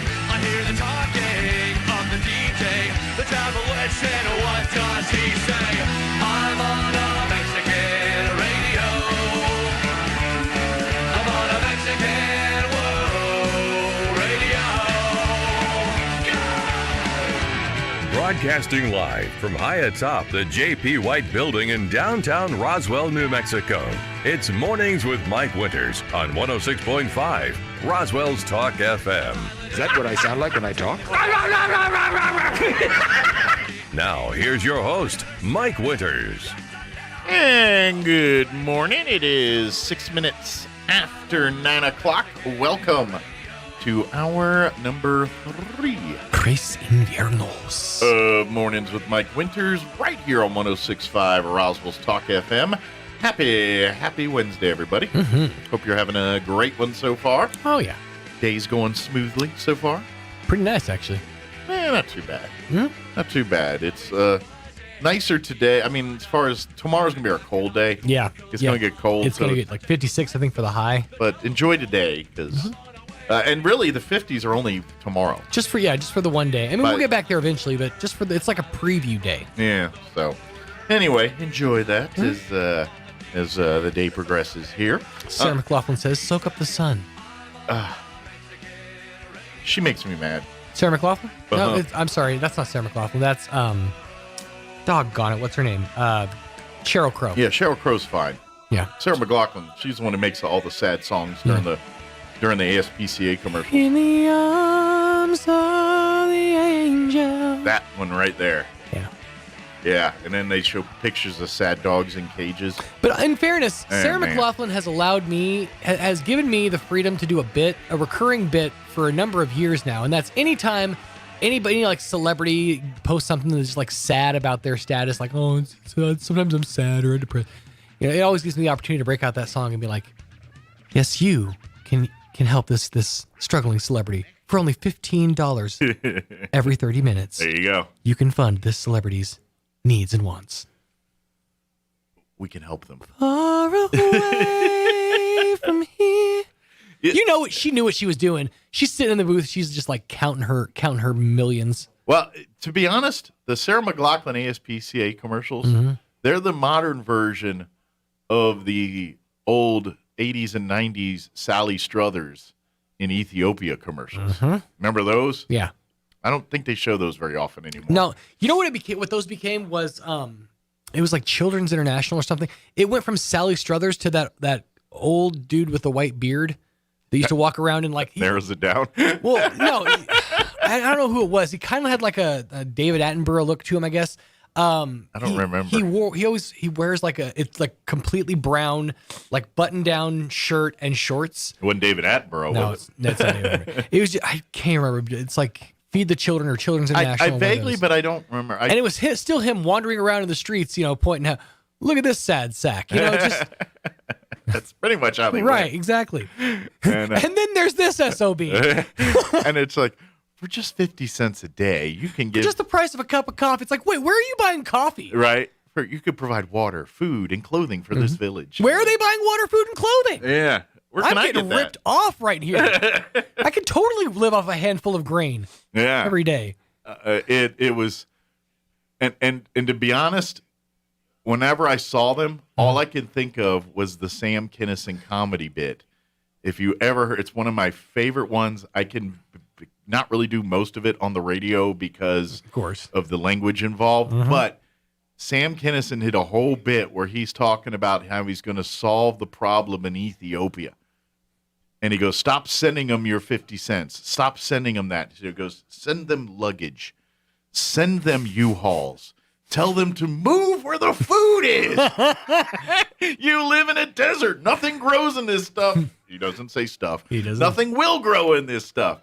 And and then he's talking about how they filmed those commercials, and he said little Haji sitting in the mud puddle, and you know there's someone behind the camera holding a sandwich over his head going, don't feed him yet, don't feed him yet. Right. And so every time I saw those Sally Struthers, all I could think of is that Sam Kinison There's a craft bit. services table right over there. You know there is. Yeah, to this day. I've been on a film set. You don't go to a film set if there's not some crafty. Yeah. I know how it works. Exactly. Hey, Roy. We're at least getting pizzas. Our 9 o'clock guest is here if you want to let them in. I don't know if they've texted or called, but I got a text saying they're here. So message my 9 o'clock. Roy, if you're listening, our guest is here. Roybert. We had to use the actual intercom system, a.k.a. 106.5 Roswell. The inner office intercom, which is actually a full-fledged radio station. That's how we roll. Pretty impressive, huh? But it's kind of hard to keep things secret. You're absolutely right on those commercials. I mean, it's really just, tapping on that button. And then if you look into like the actual like the goings-on of these organizations, like 20% of the money you send actually goes towards, feeding the children. Yeah. Or whatever. I hope the ASPCA is not the same way. I got a feeling it probably is, but who knows? I don't know about the ASPCA, but I'll tell you this: the British Society for the Prevention of Cruelty to Animals, they don't mess around. I showed you that commercial before, right? That's true. The give us a pound or the dog gets it. That's Europe in general. Yeah. They're a little more different. For those who missed that, if you go look online, look up the British ASPCA commercial. That's really all you have to type. Guaranteed it's gonna pop up. back in the 90s did a commercial where basically they took a dog and they put a gun in the dog's face and said, "Give us a pound, or we'll have to pull the trigger." What? You're literally blackmailing us this dog's life. By the way, in case you don't know, pound is their money. Yes, yeah. Not. They weren't asking fist pound. Sup, homie? Yeah. A fist pound Fist or bumps. a pound of sugar or something like that. But give us a pound. Yeah. So, but all I can think of when I see those, and it's Sam Kinison, and to be honest, that bit from Sam Kinison is like my favorite stand-up comic thing of all time. Is that special with Sam Kinison, and it's him talking about the people in Ethiopia. He also does a whole bit on Jesus coming back that makes me cry to this day. That bit, Sam Kinison, I don't remember when that came out, like 88, 87, whenever that like came late out. 80s, early 90s, yeah. That stand-up special, I don't even remember what it's called, but that one blew him up. That was a great special. I love that one. So definitely. Man, to know that you made your entire like fortune essentially off of a noise. Yeah. That's something. But that's just it. He had the noise that got the foot in the door, Right. but And then he was had funny. He was good behind it. Yeah. Yeah. Absolutely. It wasn't like, I'm going to tick people off. It's not like his whole bit is you might be a redneck or here's your sign or any of these things that people have wrote off of. Yeah, he did the thing, but that was what made him famous. The rest of it was why it kept him around till, ironically, when he finally cleaned his life up, he was killed by a drunk driver. By a drunk driver. That's a sweet piece of irony. They happened to throw it his way there. That's how I know that God has a sense of humor. Right there. Yeah, it was that. But it was, because he got wrapped up in drugs and was missing things. And he would probably, if he would have stayed clean, my guess his name would be as big as Seinfeld or anybody like that. If he wasn't got involved in the drugs and missed appointments and did all those things there for a little bit, my guess is Sam Kinison's name would be as big as he'd be on the Mount Seinfeld Rushmore or something essentially. like that. I would think my opinion. But anyway, I don't know how I got on a whole tangent on Sam Kinison. We were talking about Feed the Children, and it sort of devolved from there. Feed the Children. It's Sarah McLachlan's fault once again. Because it started with ASPCA commercials. So we just blame it all on that. So. Far away from here. Yeah. That's so. the dogs. She's the dog. I know. Yeah, I the know. dog That's one. where we started. Well, that's what started with the dogs, and then I said the dogs are the modern version of the Sally Struthers Ethiopia commercials from the 80s and 90s, and hence then it went to Sam Kinison, and then here we sit. And now you're caught up. Welcome back, by the way. Hey, thanks. Yeah, looking tan. Angie Moore from the Chamber going to join us here in a few minutes in her official capacity here. Yes. And chit-chat about what's happening at the Chamber there. I saw Bob was here, too. Did he just pop in for a minute? I had a tag-along today. He was like, I'm here to see Mike. And I was like, come on in. The water's fine. More Good barrier. deal. What the heck? Good deal. So I think that'll be something I have a conversation here in a minute about then. Not related to Andrew on air. But unless something I don't know about. But anyway. Mike's throwing down $10 on a horse race later. Has nothing to do with anything here. Yeah, whatever. Just got to Whatever slide works. some money across the desk. Nothing to do with radio. I know a guy. Actually, my priorities are a different place today. Understandable. I'm still recouping. You're reeling, yeah. Yeah. Mm-hmm. Yeah, my schedule is not on schedule. You're not normal yet. Understandable. Right. Once one's bell is rung, it takes a while for the bell to be unrung. You're extra regular. Mm-hmm. I will just say, without sharing too much information, I'm very glad I had a recorded interview last hour. That's all I'm saying. All right. It's 9:15. Give him time to air things out. 9:15. Let's get you. Let you mull over that while I give you the weather. I'm meteorologist Steve Hamilton with your Pecos Valley weather. Cooler temperatures on the way with a cold front headed for eastern New Mexico. We'll have sunshine today, fairly mild with low to mid 70s. A few clouds overnight with that front moving through upper 20s and low 30s for the overnight lows. Then quite a bit cooler tomorrow. We'll be staying in the mid 50s with mostly sunny skies, back to the mid 60s and fair Friday. I'm meteorologist Steve Hamilton, and that's your latest forecast. Thank you, Steve. Currently 58 degrees here in Roswell. Humidity is at 27%. with winds currently out of the northeast at 13 miles per hour.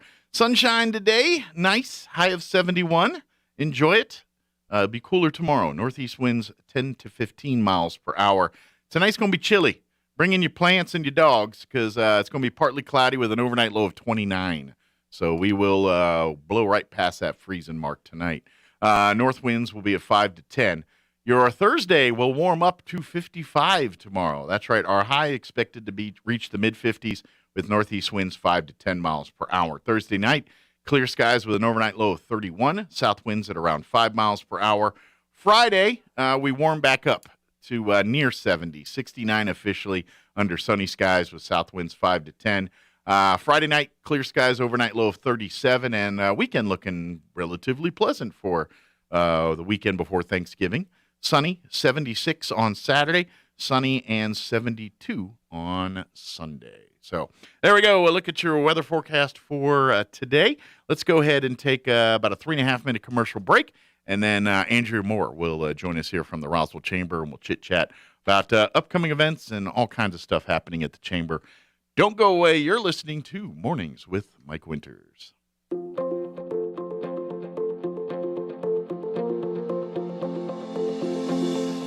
I read a quote once that said, "When you blame others, you give up your power to change." Hi, this is Pastor Troy and Julie Smotherman for The Joy of Marriage. We all want to play the victim at times. It even feels good to feel sorry for ourselves. But that puts a lid on our life. It stunts our growth, it damages our marriages, and if you have children, it can even hurt them. It can seem like a daunting task to take responsibility for our actions. But the Bible says in Philippians 4:13, we can do everything through Christ who gives us strength. If you've never experienced the love of God, then you don't know your true potential and don't realize how good God is. When you're feeling like a victim, turn to God. He'll give you the strength to move beyond yourself and help you have a victorious marriage. If you have any questions or would like further information about the Joy of Marriage Ministry, please go to jomconference.com. There's nothing like a good night's sleep. But if your old, worn-out mattress is keeping you up at night, then hurry to Glenn's Furniture and change your life. Glenn's carries Serta, the finest mattress in the world. Whether you prefer a traditional inner spring, a modern memory foam, or a hybrid that combines the best of both, Glenn's has the right size and right firmness in stock, specially priced and ready for free delivery. So don't lay awake another night. Head for Glenn's Furniture at the corner of Union and Alameda, making sweet dreams since 1953. Get up to $4,000 overbook at Roswell Nissan. You heard that right. Up to $4,000 overbook for your trade. Trade values are setting records, so bring it in and upgrade. With $1 down, no payments till next year, and up to $4,000 for your trade, now is the time. Roswell Nissan has special programs available that can make it happen for you regardless of your situation. Get a free turkey with an appraisal and free AirPods with a qualified test drive. Up to $4,000 overbook. On now at Roswell Nissan, 2111 West 2nd. Fergie's Plumbing and Heating now has financing available through One Main Financial. Let Fergie's keep your house warm all winter long. Call 622-2260 today. And when you get a new HVAC unit from Fergie's, you get a $50 Cattle Baron gift card on them. Fergie's Plumbing and Heating, 622-2260.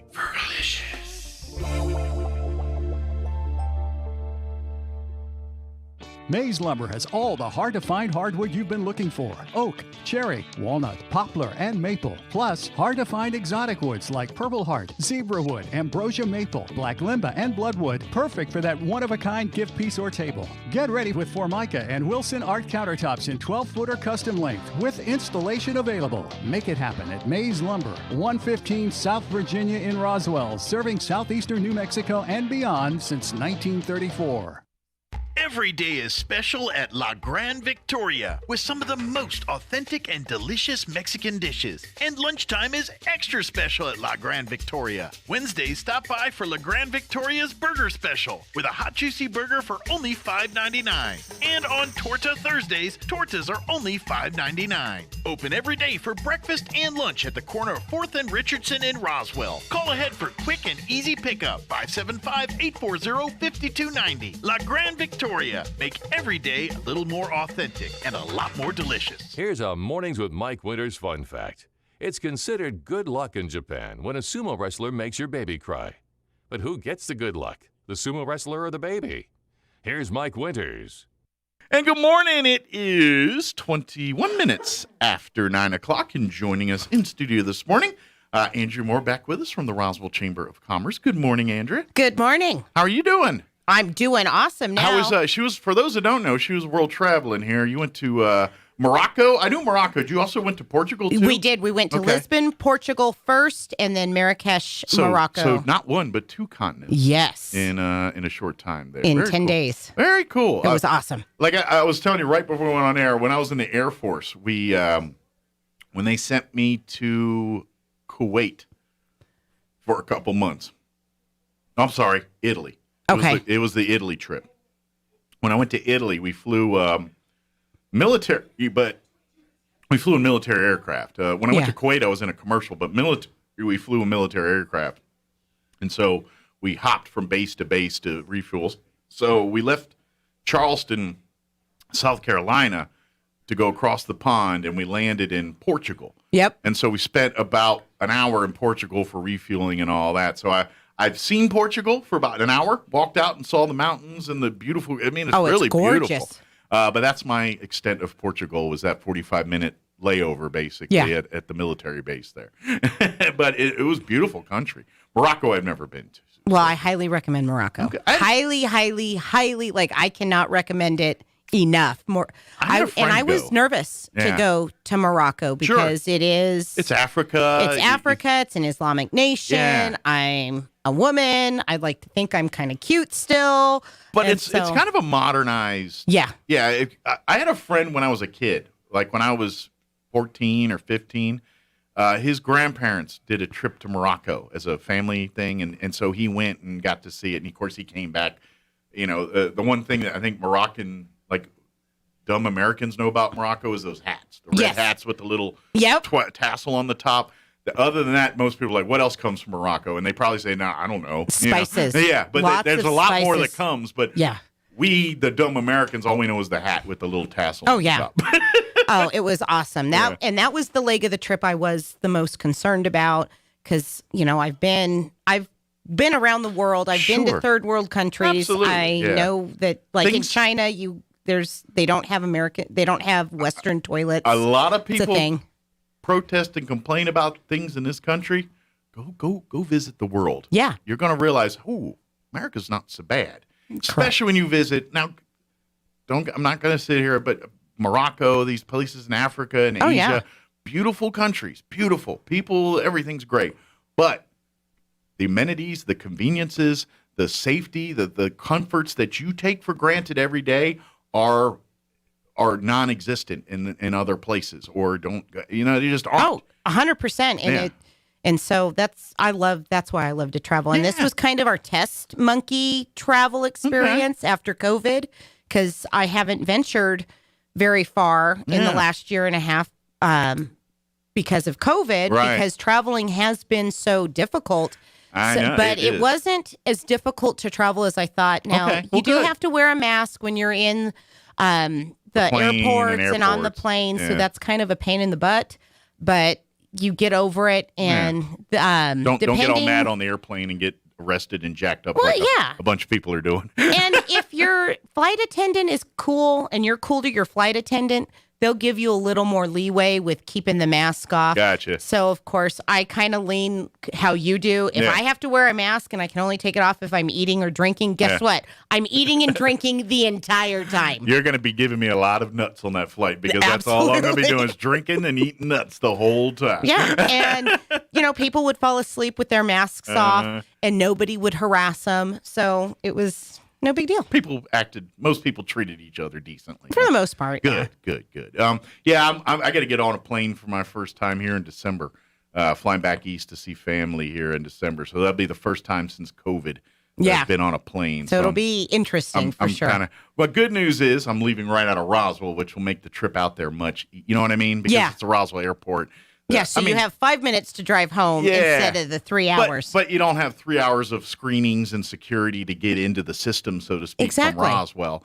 Coming back will be a little longer because I got to fly out of Reagan National or whatever it is, and that's a little bit busier airport than. But Reagan's usually not too bad. Yeah, that's one of my better. That's one of my favorite airports because it tends to be pretty easy. Well, I used to not fly out of there because it would be more convenient for my family to pick me up at BWI most of the time. But now where my brother lives in Northern Virginia, Reagan National is actually a better one to go to now. Yeah, when I've gone back to DC, I like to fly to Reagan, even though it's a little more. Well, it's right in the city. That's the actual airport that's in. There's 3 major airports in the DC area. There's BWI, which services Baltimore and Washington, which is right there. There's Dulles, which is in Northern Virginia. It handles a lot more international flights than and then there's Reagan National. That's right in the middle. In the that's city. Right. Which is actually right on the river.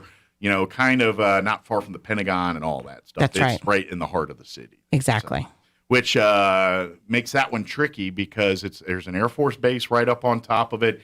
Because they're coming in, they do their little maneuver because there's only and it's the only airport that if you fly into D.C., you'll actually see D.C. flying into it. When you fly in, you'll see the Pentagon and the Washington Monument and the Capitol building. That's right. If you fly into BWI or Dulles, you won't see any of that stuff. But National, you'll fly right into it because there's a narrow window where those planes can go in and out without going into secure airspace.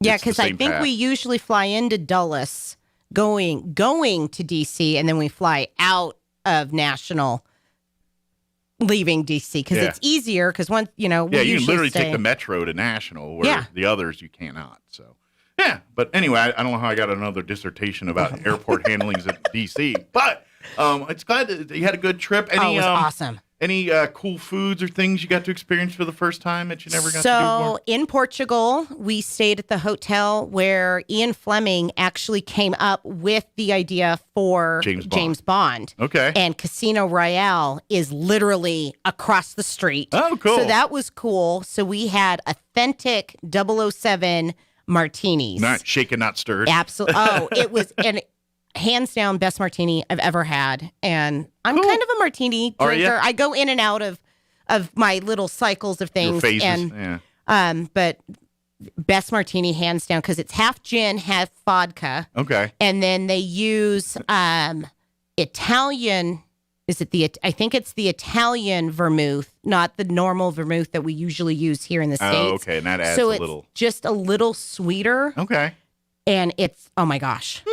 It's mind-blowing. So it was awesome. Beautiful. That Portugal was in beautiful. Portugal there. Okay. Yeah, it's beautiful. So if I ever go back, I'll have to go and check that out. Yep, just right outside of Lisbon. Okay. Right on the coast.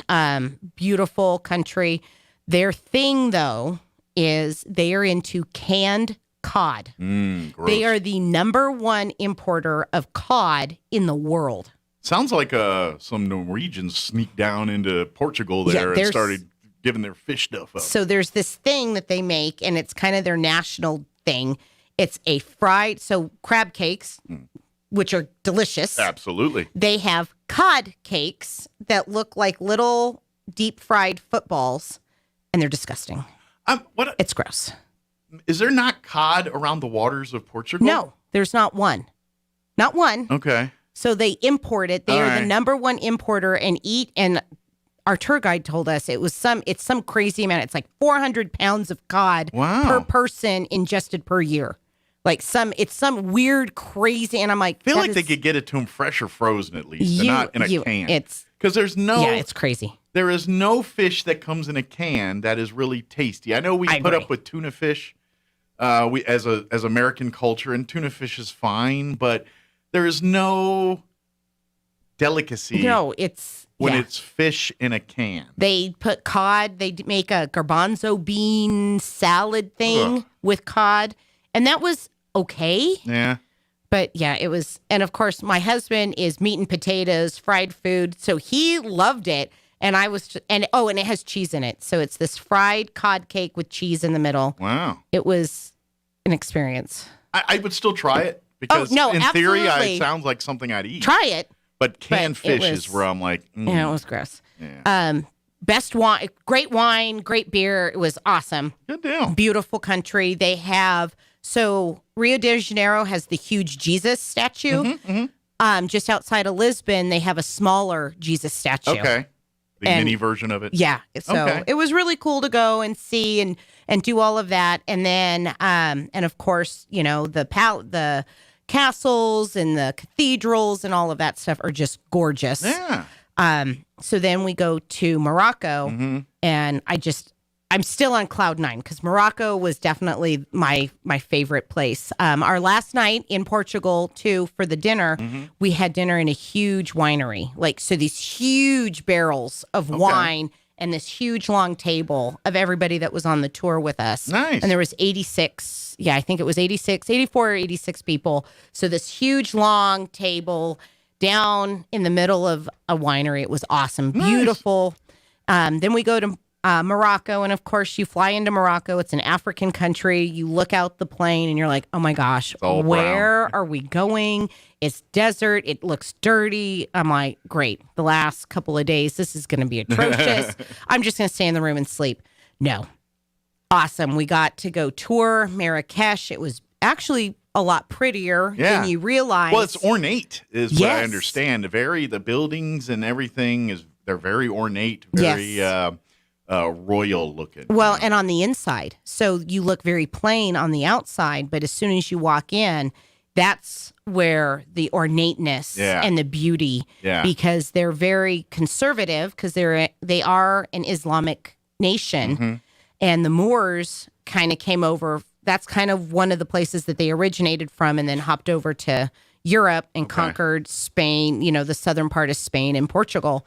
So you go inside these palaces, and they're just gorgeous on the inside. Nice. And I learned that as a man, you were allowed 4 wives and 24 concubines. Oh. So, of course, we're laughing the whole time. I'm like, how did anything get done? Right. Because if you've got 28 women that you're taking care of, and God bless a man that wants 28 women, because my husband tells me all the time, he goes, you're more than enough. That's what I'm thinking. I'm like, I got one, and that's plenty. Yeah, right? It's like, how? And I just laugh. So it was beautiful. And then, of course, going into the markets, it is just like Aladdin or any of those movies that you've seen, that you're going down what you think is an alley, but it's not an alleyway. It's their streets, and you're walking down these places, and you've got the shopkeepers on both sides, and everybody's trying to hawk their wares, and the smells, because it does have a very distinct smell because of all the spices and the food. Well, saffron is big. Saffron? Okay. Yeah. See, I spent time in Kuwait in that part, and it was curry based. A lot of smells of curry and so the saffron, the curry, the coriander.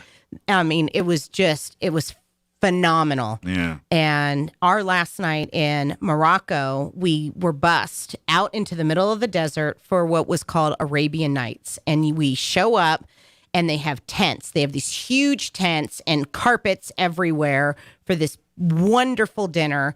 And in Morocco, they have tahines, is what it's called. And it's a big pot with a top on it that they cook your food in. And of course, they don't have pork. So chicken, beef, fish, any vegetables, and then they stick it in the coals in the fire, and they just let it cook for hours and hours. And that's slow roasted meat. Oh my gosh, with the saffron and the curry and the coriander, and it was just the best food I've ever had. That sounds great. Hands down. And it probably wasn't alcohol either, I'm guessing. No, they had alcohol. Oh, did they? Okay, because a lot of Middle Eastern countries do not. No, Morocco is more progressive, so they did have alcohol. And we go into this big tent. It's beautiful. We had belly dancers and fire breathers, and we got to ride camels, and it was just, it was awesome. It was so cool. And of course, hookahs at the end of the night. Oh yeah, gotta do. Yeah, that's cool. And while we were there, they lifted the curfew, because when we first landed in Morocco, curfew was, I think, 9 or 10 o'clock at night. Everybody had to be off the streets and at home. Okay. With very rare exception. And when the day we got there, the next day they lifted curfew, so we were able to stay out as late as we wanted. So our Arabian Nights, we were there till 1 o'clock in the morning. Cool. In fact, our tour guides were like, okay, children, it's time to get on the bus. We got to go back, because we left then the next day, 24 hours later at 3 o'clock in the morning. Oof. Yeah. Yeah. So I slept got up that next day, and then I didn't go back to sleep till we got on the plane to go from Paris to Atlanta on that long flight to come home. So I imagine you had a little bit of jet lag and everything else to deal with. I got a head cold. Did you? And so when I got home, I was stuffed up, and then going from Atlanta to Dallas, the guy sitting next to me, I felt so bad. I got a scratchy throat, so I'm hacking the whole time, and I'm like, this guy thinks I'm Typhoid Mary, probably have COVID. This poor guy's probably like, oh great, I have to sit next to this. So I made sure I had a bottle of water and cough drops the whole time, and I'm just like, don't judge me. I'm like, I'm not. I swear I don't have COVID, because we got tested 4 times while we were gone, because we had to get tested before we left the States. We had to get tested before we left Portugal to go to Morocco. We had to get tested again when we left Morocco. Man. Well, this room's good. I got tested Monday, so we're all good. Yeah. So I've been tested 4 times in the last 12 days. I'm negative. I'm totally good. Oh, yeah. That was the other text I got. I was, sorry. I'll tell it later. I just remembered. I was talking earlier this morning. After I got out of my surgery yesterday, I sent a text out. They were a group text, and I said, drugs are good. That was my text. Heard that. Yeah. Well, now I remember what else I was seeing on the texting, because when I got out of surgery there and I was getting dressed, I looked at my phone, and I'm goofy. Yeah. And I looked at it, and I got a text from the hospital or whomever saying that my COVID test was negative. I was like, oh, good. It's good to know the surgery's over. This guy noticed it's negative, because I got the test the Monday before. Yep. And so I was like, oh, that's good. And then I saw that group text, and I just put, drugs are good. And then I went about my day and then forgot about it until I saw that later. I was like, what happened? Drugs are good. 100%. Yeah. So highly recommend going to Morocco. Put it on your bucket list. Everybody out there in Radio Land. Yeah. Good deal. Awesome. Yeah. There's and like my family, my father, my sisters. When my father was in the, he was basically in foreign service. He worked at U.S. embassies. Basically, he was American working at U.S. embassies. Cool. Worked like a building manager. So he spent a couple years in 2 parts of Africa. He spent a few years in Tunisia. Oh, wow. Matter of fact, he was there when they had their overthrow and they had to evacuate everybody to Morocco. But yes, he spent time in Tunisia. And one of the cool sightseeing things there is that's where they filmed the Star Wars. The first parts were the desert scenes, Tatooine, all that's all there in Tunisia. And then he spent another couple years in Ouagadougou, which is Central Africa. It's way third world. Ooh, that's kind of scary. Ouagadougou is the city. The country is Burkina Faso. Oh, wow. Yeah, Burkina Faso, Ouagadougou is the major city there. It's quite a few people, but for instance, they had a contingent in the last time I saw them in the Summer Olympics, and there was about 7 of them in the Olympic group there. But yeah, he's been there. So they've been Morocco. So some of the stuff you're talking about, it's like, it's beautiful. It's really cool. Awesome. I mean, you got parts that are way backwards, but then you got other parts like you're talking about that are very Marrakesh is modernized very progressive, very modern. Yeah, exactly. And I didn't feel unsafe at any time. Yeah, it was awesome. It's like a matter of fact, another friend of mine, Don Weld, we just had on the radio. He just got back from Egypt a couple of weeks ago before you were. Cool. He went and did Egypt and all that, and got to see all that stuff. So, and which is again right there in that. Yeah, and this is the perfect time of year for that area of the country because it's not 12,000 degrees in the middle of the desert. Yeah, you don't want to go there in the summer. No. It's I've spent time in February and I've spent time in June.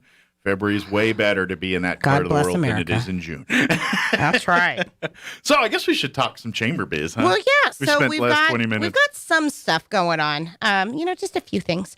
So our business after hours at El Toro Bravo has been canceled. Okay. They are in the middle of some renovations. Okay, so they're going to reschedule. So they'll reschedule because they've scheduled and rescheduled a couple of times because renovations, unfortunately, are taking longer. Well, they're such a great business because they got the bakery side, the Pollo, the regular rest. I mean, it's all same umbrella, but really 3 different things. Yes. And and I know during the pandemic and everything, they were cranking out food, helping people. So I'm guessing they got to get back to, they're probably coming out of COVID and they're like, we got to get our house in order a little bit here as we've been dealing with COVID and everything. They've done a new outdoor patio. They're doing their kitchen renovations right now. Man. So I'm thinking that's what it is, and now they can take a breather because they're not, and I ain't gonna lie, I was like, dude, they're telling like for $20 you get this tray of tacos that you can eat for a week.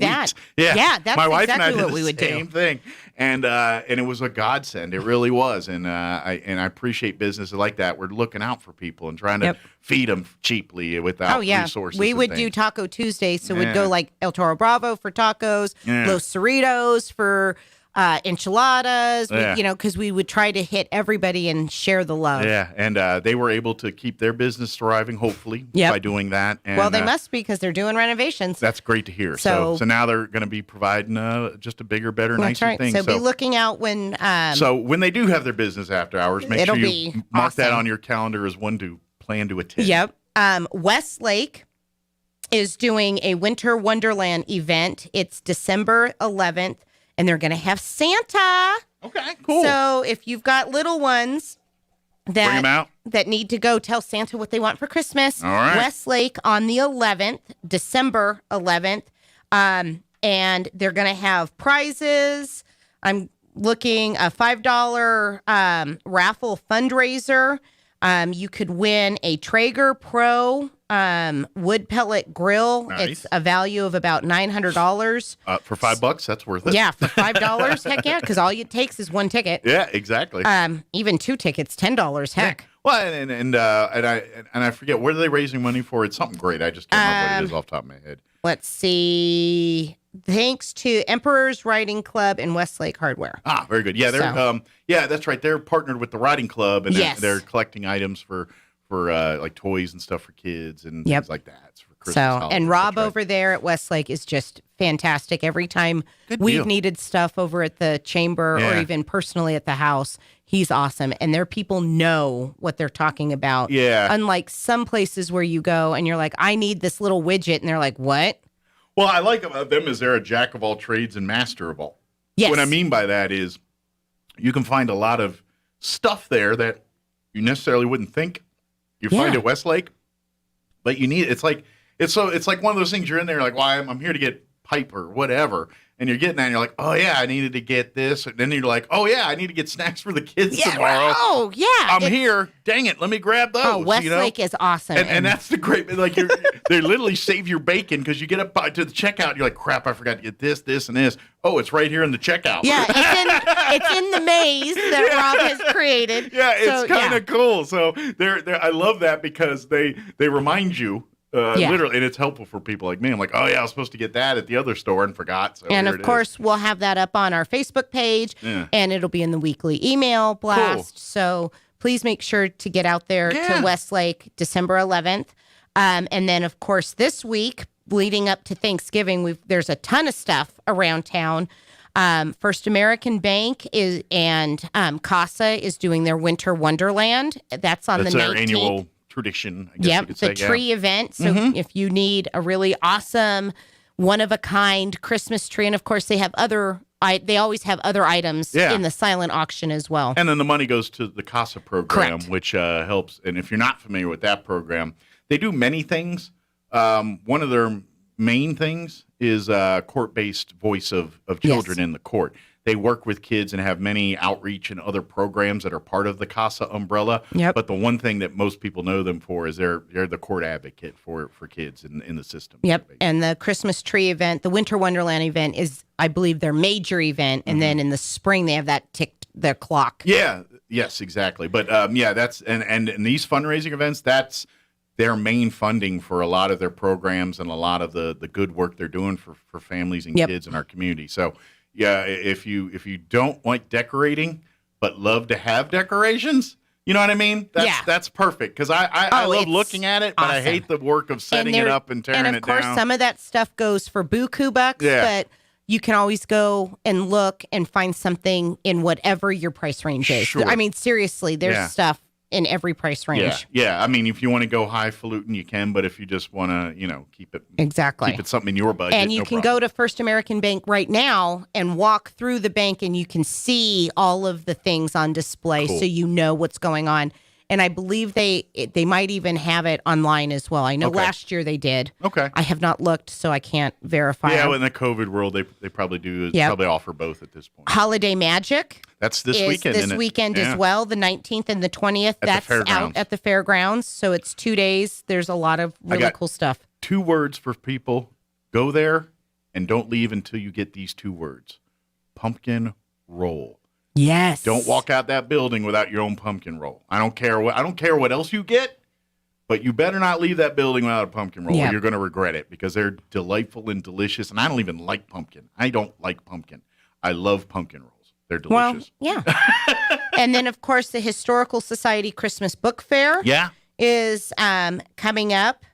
Matter of fact, they're going to have a booth at the Holiday Magic Show as well, Oh, too. perfect. John LeMay will be out there, and so if you want to visit and buy some of the books and things, they'll be out at the Holiday Perfect. Magic, too. But if you want to come out to the book fair, That's the 4th yes, of December. on December 4th here. So right after Thanksgiving. That's So- the rare book fair. So you can't, like the books that are going to be offered December 4th, you can't get at the Holiday Magic. Correct. Holiday Magic, you can get like John LeMay or any of our local authors' books. The rare book fair is when people donate and give donations of books and things. If there's doubles, copies. These are your onesies, Yeah. Twosies So left these are over from what rare, you're keeping. out of print books that are hard to find, rare, and I will pull back the curtain. Yep. The best copies we keep at Well, the of Historical course, Society. as you should. Yeah, you're getting the second ones, the best ones, the originals we keep with us as part of the archive. But Well, of course. But if we have extras and we only got so much space, we got to do something with it. Yep. So thanks to all that donate and generate to get that stuff. But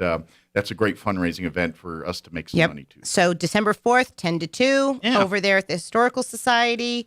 And of course, because books make great gifts. That's one of the things I always give everybody. And we are renting out our boardroom. Okay. So whether you're a member or not, the boardroom is available. Need for a meeting space? And we can fit up to 45 people in there comfortably. Almost every time I walk in there, which is once or twice a week, there's usually somebody utilizing the boardroom for their business meeting or charitable organization meeting or something like that. Yeah. And like yesterday and today, Farmers Insurance Group has been meeting, doing training. Yesterday, they had about 35 people in there. Today, it's a smaller group. But that's something we offer. So if you're a member, obviously you get either free or discounted depending on what level of membership you are. Sure. But it is open to the community, because I know that with things changing within the city and county of Chavis, that people are constantly looking for places to meet. Yeah. So we, obviously can't fit everybody, but we might be able to fit your group. So call us, contact us at the chamber. We are going to be closed to the public all next week for Thanksgiving. Okay. I'm giving the staff the whole week off because I too will be gone. So I'm not a dictator and said, hey, if you guys want the time off. So, but we are going to be open for Kiwanis is having their Christmas luncheon on Tuesday. Because they had already booked it, so we are honoring that. Cool. Yeah. Very good deal. So come. It's a great thing to utilize because and I know you guys just put new furniture in there, so the chairs, everything are brand new. It's awesome, and it's easy to move. Yeah, and it's got the AV stuff. So if you need to do a slide project presentation or computer. PowerPoint or something like that. That's no problem. And you can Zoom with the projector and everything as well. So we've got lots of stuff. And there's a conference call deal. So if some of your members need to call in or something, exactly. There's options for that. We're moving on up. Yeah. So we're technology. And the Christmas Railway is getting ready to open. Yeah, usually around Thanksgivings when they start up, right? Like we that Friday. have partnered with Jacob and the Christmas Railway as the Chamber of Commerce this year, and we are providing their program as our what we were calling our holiday issue, our 5th print of the year for Roswell Now magazine. Very good. We've partnered with Jacob, so be looking for that coming out here super, super quick. Okay. Because Jacob is also, like I said, is also using that as their program. Good so deal. if you go to the Roswell Railway, which you should. It's awesome. Absolutely. Oh, it's awesome. Whether Every you year have gets kids or awesome. not. Yeah. Whether you have kids or My not, you wife should and I go. go, and we don't have kids, but Yeah. we'll go and get hot cocoa and eat mac and cheese or soup or something. Yeah, depending on what is- I'm into that. It is so particular year. much fun. And my Yeah. daughter's going to be dancing on Saturday at the Okay. Christmas Railway after Thanksgiving. Okay. So we're excited. And that's cool too. Is certain nights, especially the weekend nights, you'll see different groups performing out Yep. there. Like usually the flute ensemble does one out there during the time. And the different dance Yeah, the studios dance go out and studios. perform, and they always have really cool. Yeah, it's really. And there's an ice skating rink this year. Yeah, they. I haven't heard all the new bells and whistles for this year, but I know Jacob's always creating new and the VR stuff to the. Yeah. Every year there's something new. He's always adding something. So definitely go out and be looking for that program. And get on the train. I know Yes. even if you don't have kids, I know because you can kind of walk to it or you can get on the train. No, you got to do the train. Get on the train, even if you don't get on the train when you first get there and you walk to the village and then have take fun. the train back. Then take the train back because it's a nice little fun ride around the track, obviously. But Yeah. you get to see all the cool lights and there's so much of the exhibit and things that you miss because you didn't ride the train. Exactly. And there's a whole lot of work with the lighting and the music and the festivities that they spend many hours setting up and all that stuff. So if you don't ride the train, you kind of miss some of that stuff.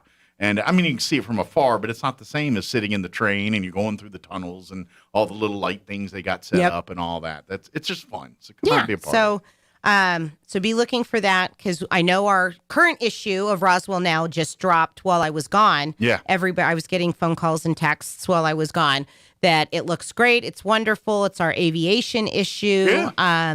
Our very own Barbara Baldwin is on the cover with Dean Baldwin painting. So that came out. So, of course, we were kind of doing double duty, and it was kind of crazy in the office for a short, hot minute while we were trying to do basically 2 issues at once and trying to figure out how to get everything out in a nice, timely manner. Well, they get to rest next week. Well, and now we Save up have turkey. a little bit of a respite because the next issue doesn't come out until January. Until January, yeah. So you got 2 done anybody now. that wants to advertise, we have all kinds of advertising for the magazine because it does hit 30,000, just right around 30,000 households because it goes to everyone in Chaves County. Yeah. If you have an address in Chaves County, so that's not just Roswell, that's Roswell, Lake Arthur, Hagerman, Dexter, and everywhere within the boundaries of Chaves County. Absolutely. It is our gift to the community to Absolutely. provide the magazine. So please come advertise. That helps us with our cost to ship it and get it just printed. remember, January, it's going to be busy because it'll be election cycle for city. It'll also be tax season. You know, people start That's filing their right. taxes and getting their checks back. So if you're wanting to get your name out there as saying, hey, here's a place you can come right. spend that tax money, use our magazine. Or if you're someone that, is running for office. Exactly. And Come we've see got, us. and like I said, and we've got all kinds of, from a business just slightly larger than a business card size that we call our business hub to full page, or 2-page spreads that you can take out. So there's always availability in the magazine. Absolutely. Yeah. So, and of course, if you get the magazine or if you've gotten it there in your mailbox here or go, I encourage you to, wherever you do your reading, by the toilet, by your chair in the living room, wherever that is, set it there. And when you're ready, sit down, you'll go through it. You're going to find a bunch of cool stuff. There's always, and I look at it and I help edit it and look at it. And even when it comes to my house, You're like, oh, wow, I still look at it and I still read it. I'm like, oh my gosh. Yeah. Yeah. So please don't. And don't if just you throw it want to away. contribute to the magazine, if you have a person, place, thing that should be spotlighted, please contact us. If you're a writer, a photographer, we welcome everybody. Anybody that wants It's to a community contribute. magazine. That's because it's about the community. It's not about me. Yeah. But if I don't get anybody to come and tell me, then it does become about me. But I don't want it to be that way. Sure. It needs to be about the community. It's for the community, by the community. Well, and that's how this magazine's going to evolve. You know what I mean? Absolutely. It's as we see where it can help in different ways, it'll evolve that way. Yeah. And at the end of the day, it's a tool for the community to get involved and understand what's happening and spotlight some of our treasures and some of our parts of our neck of the woods that a lot of people don't realize. There's a lot of vital things that happen in our community that there are impact cool the global situation. That I didn't even know. Yeah.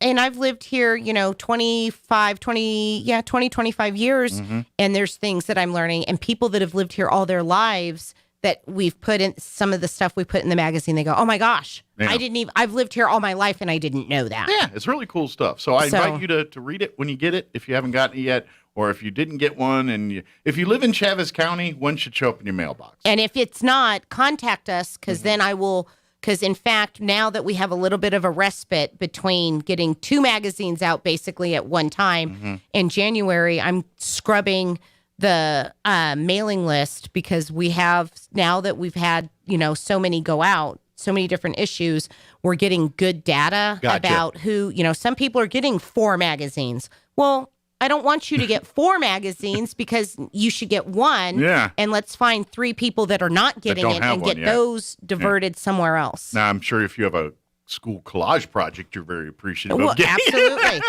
And if you're, so like I said, if you're getting 4, let me know so we can make sure you're only getting 1. Scale that back for you. And if you're not getting any, also call us, let us know, because I want to get you added to the list and make sure you're not missing out on all of the really cool things. Absolutely. Yeah, definitely. And of course, like you said earlier, if you want to contribute any way, shape, or form as an advertiser, as a writer, as a photographer, any of that stuff, any of it, reach out to the chamber and love to have you. Yeah, or even just ideas. Hey, I live next to, the coolest ice skater in the world, or whatever, because you never know who, what's going on. I don't know everybody. My kids think I know everybody, but I don't, in fact. So call us, let us know, give us ideas, because we're always looking for that. Absolutely. And we can be reached at 575-623-5695. Very good.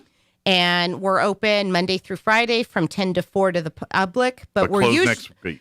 Closed next week. But we're usually, if you see a red vehicle, because both Liz and I have red vehicles, or a big black truck, somebody is there.